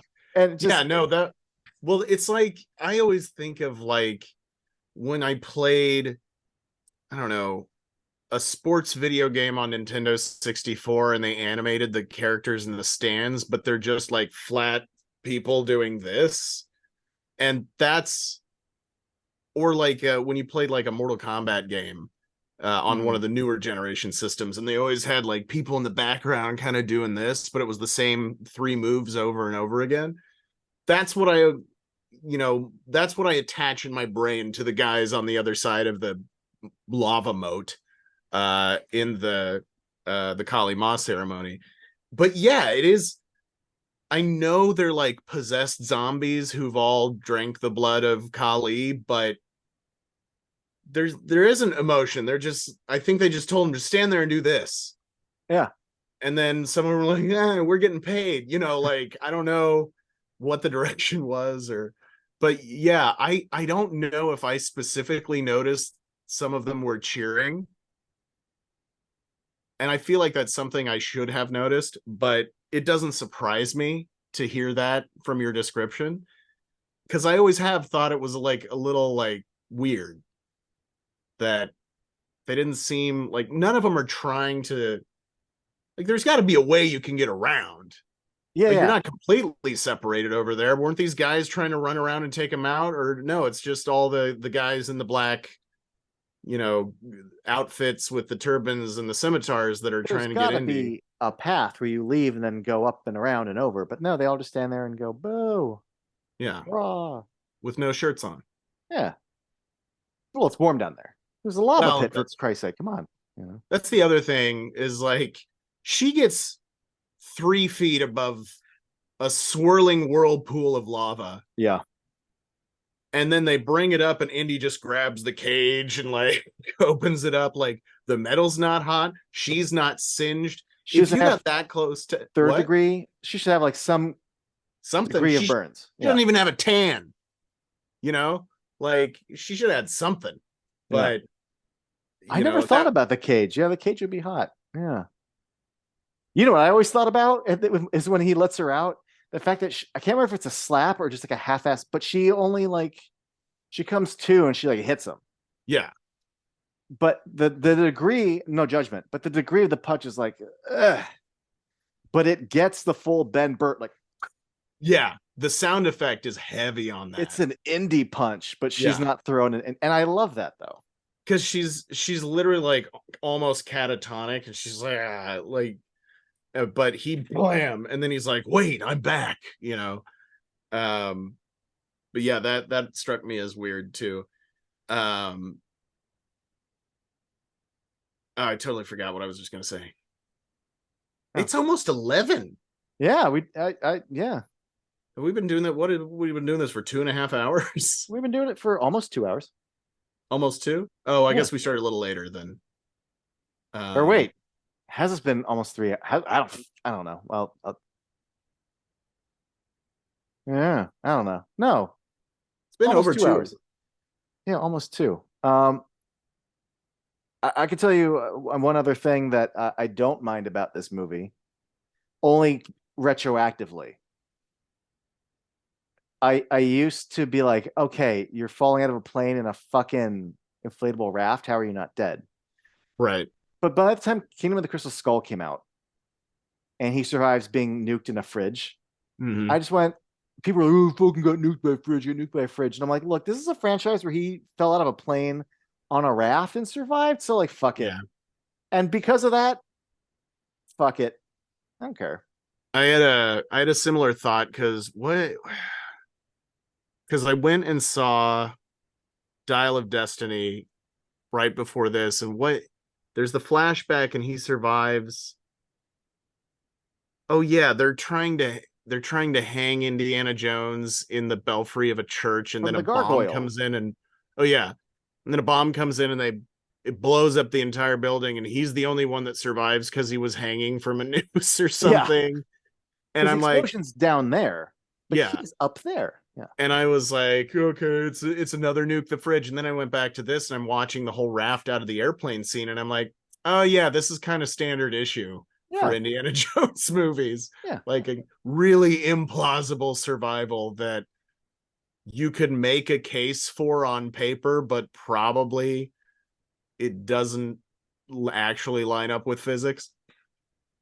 I mean, to me, I don't want to say I buy it, but just the way like my eyeballs saw it, so I'm okay with it. But I don't know if it's a real plane or a model plane, but it's in one shot. You see it fall out of the plane, you see it in partially inflated to fully inflated, and you see it hit the snow.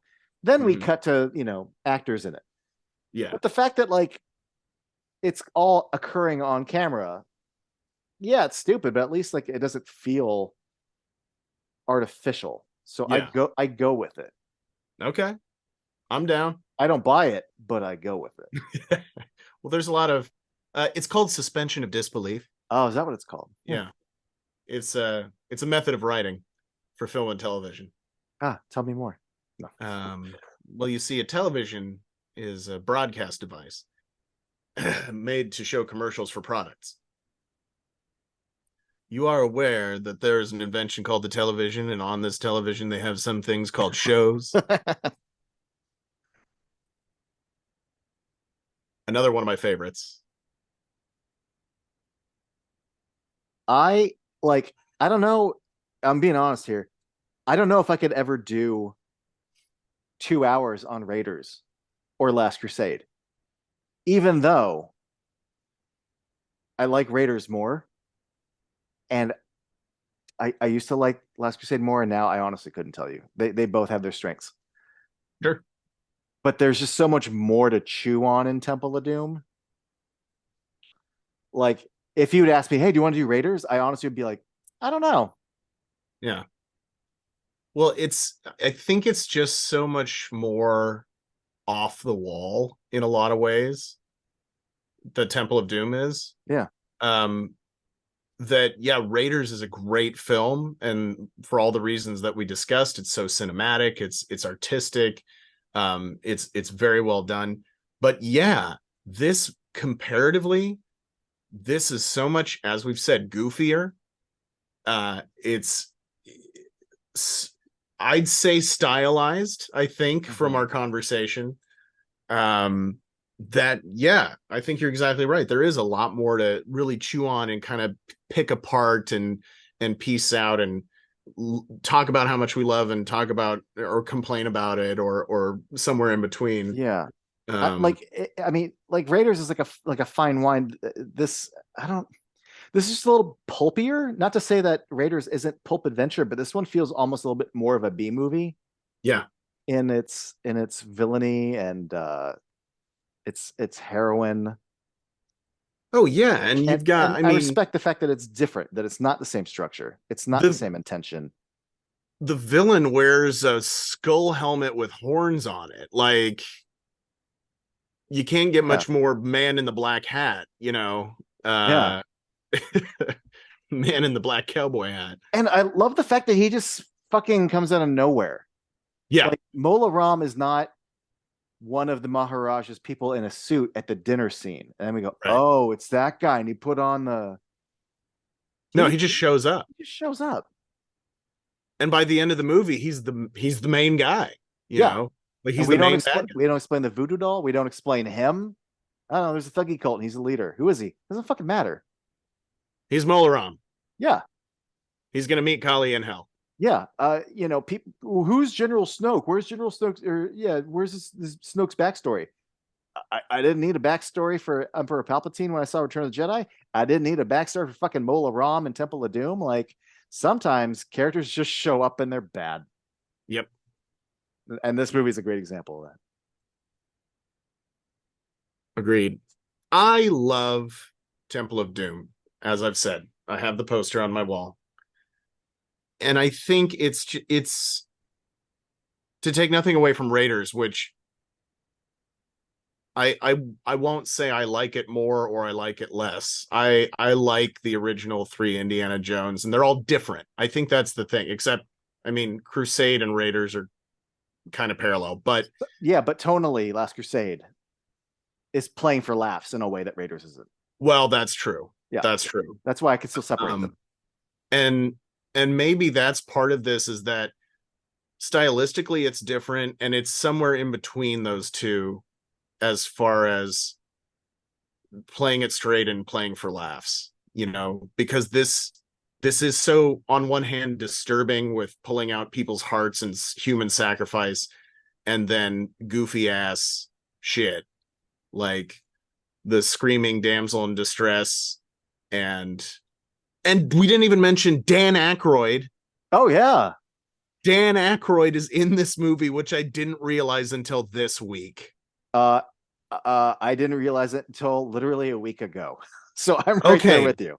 I'm not the only. Okay, No, that you're not makes the me only feel one. I better. just found this out. And when I watched it, because I watched it about a week and a half ago, then I watched it again 3 days ago, knowing there was Aykroyd. I watched it 3 days ago. I had just presumed that, well, he clearly it's just ADR. But if you look, it It's looks him. like Aykroyd. Yeah. They do the thing where like we're not gonna ever show a close up or even a medium of him. Like, No. but he showed up to set. That's totally Dan Aykroyd. Yeah. That is early 80s Dan Aykroyd. That is circa Ghostbusters 1 era Yeah. Dan Aykroyd I don't playing some Saturday Night Live character. I don't know the story behind it. Like, is he's just a fan, or if like Spielberg spent so much time with Belushi in 1941 that like you're bound to bump into some of these other guys, right? Well, because by that point, And then the friendship clearly extends into the Twilight Zone movie oh shoot, yeah. because he's in the opening scene of Twilight Zone movie. Well, because yeah, at this point in 1984, Dan Aykroyd was not a day player. Yeah, no. He wasn't an up and comer. Like he was a leading comedian, you Yeah. know, in the film and television industry. So it had to have been some kind of John Belushi connection, or he was a fan of Indiana Jones and just called up Spielberg and was like, "Hey, can I be in the movie? And can I play a goofy ass guy who's in it for 30 seconds?" And he has the great line, well, he says something of, "You will be flying with a cargo of live poultry." It's a great line. And I was watching it, and as the scene goes on, I'm thinking that I'm not even looking at the guy. I'm looking at Indiana Jones and Willie and Short Round, like, how are they getting to the plane? And I hear this guy's voice, and I'm like, it sounds like Dan Aykroyd. And then at the end of the scene, he delivers the live poultry line. And I'm like, that really sounds like Dan Aykroyd. And I look, and I'm like, it looks like Dan Aykroyd. I'm like, hold on, let me rewind this. And of course, we don't rewind anymore. We press the 10 seconds back button 5 times. Um, and I did that like 5 times in a row. And I'm like, that's Dan Aykroyd. And I couldn't believe it, because it's not a role. It's a throwaway bit part. Yeah. And he's also affecting a very well, I do say that, boy, we're gonna, like Yeah. he's supporting on an adventure man voice. Like Yeah.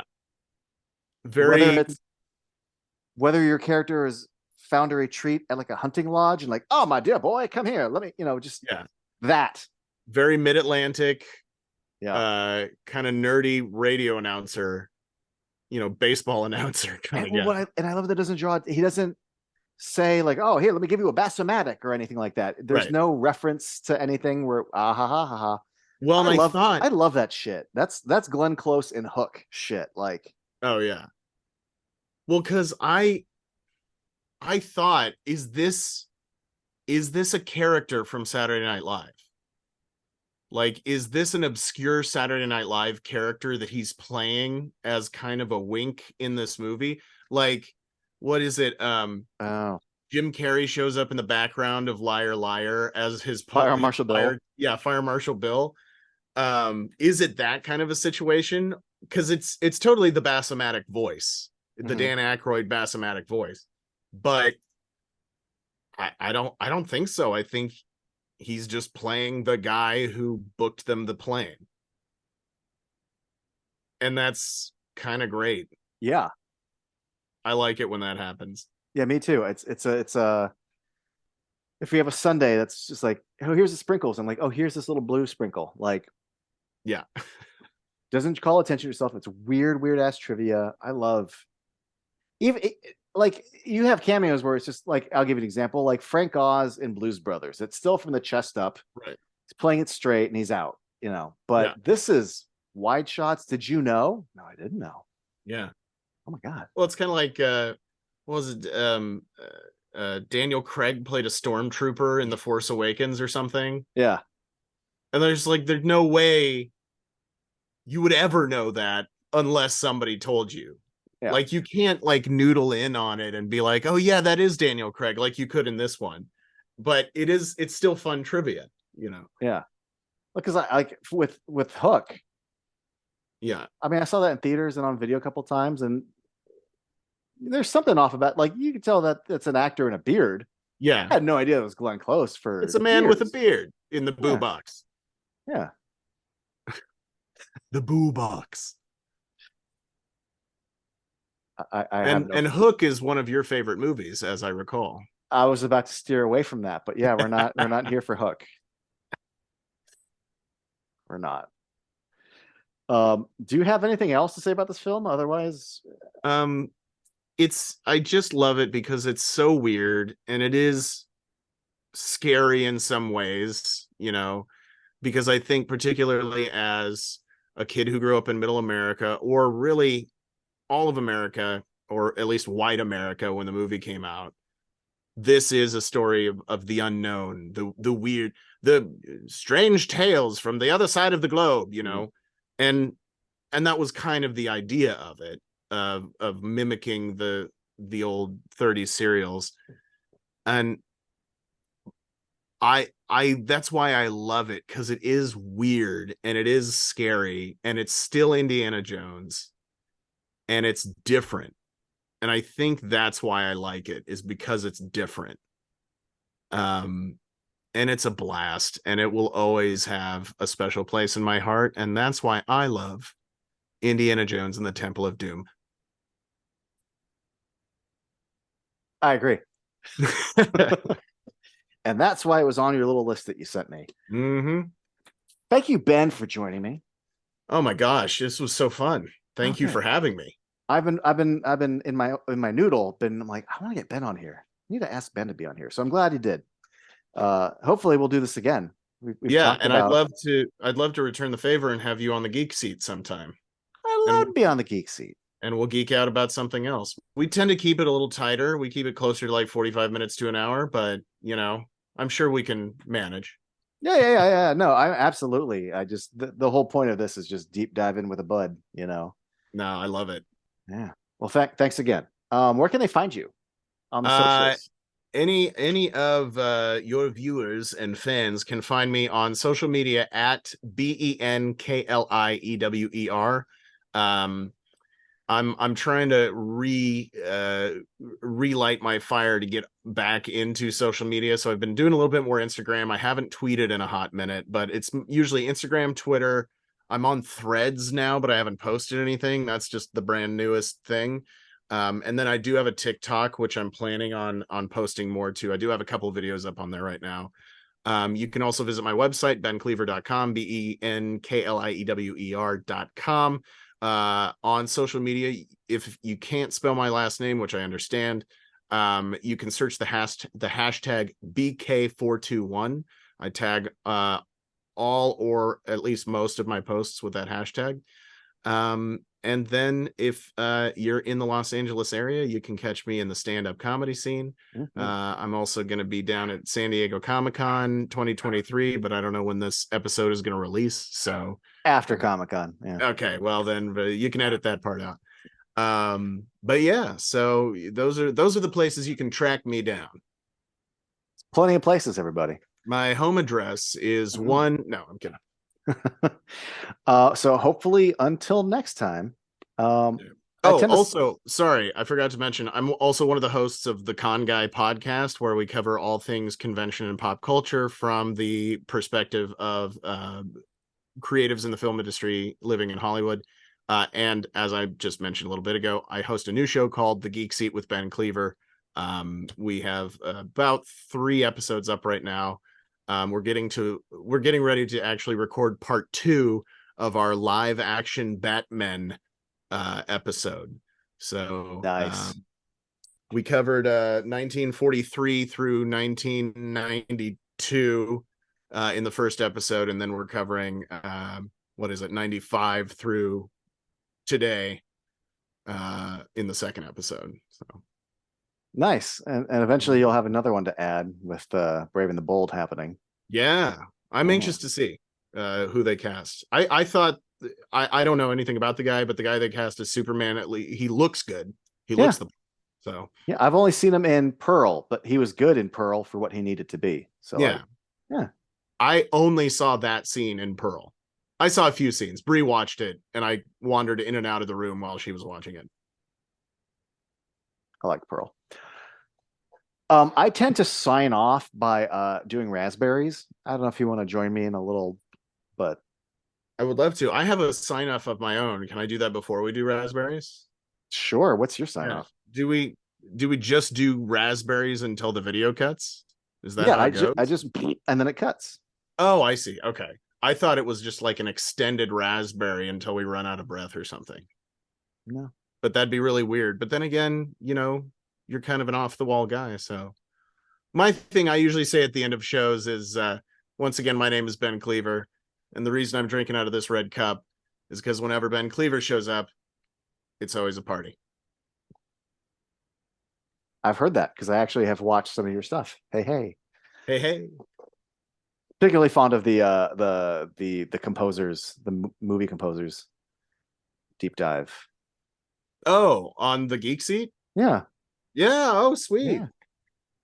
I got- watch stuff, Yeah. but thank you for giving me your outro. Absolutely. Here's mine.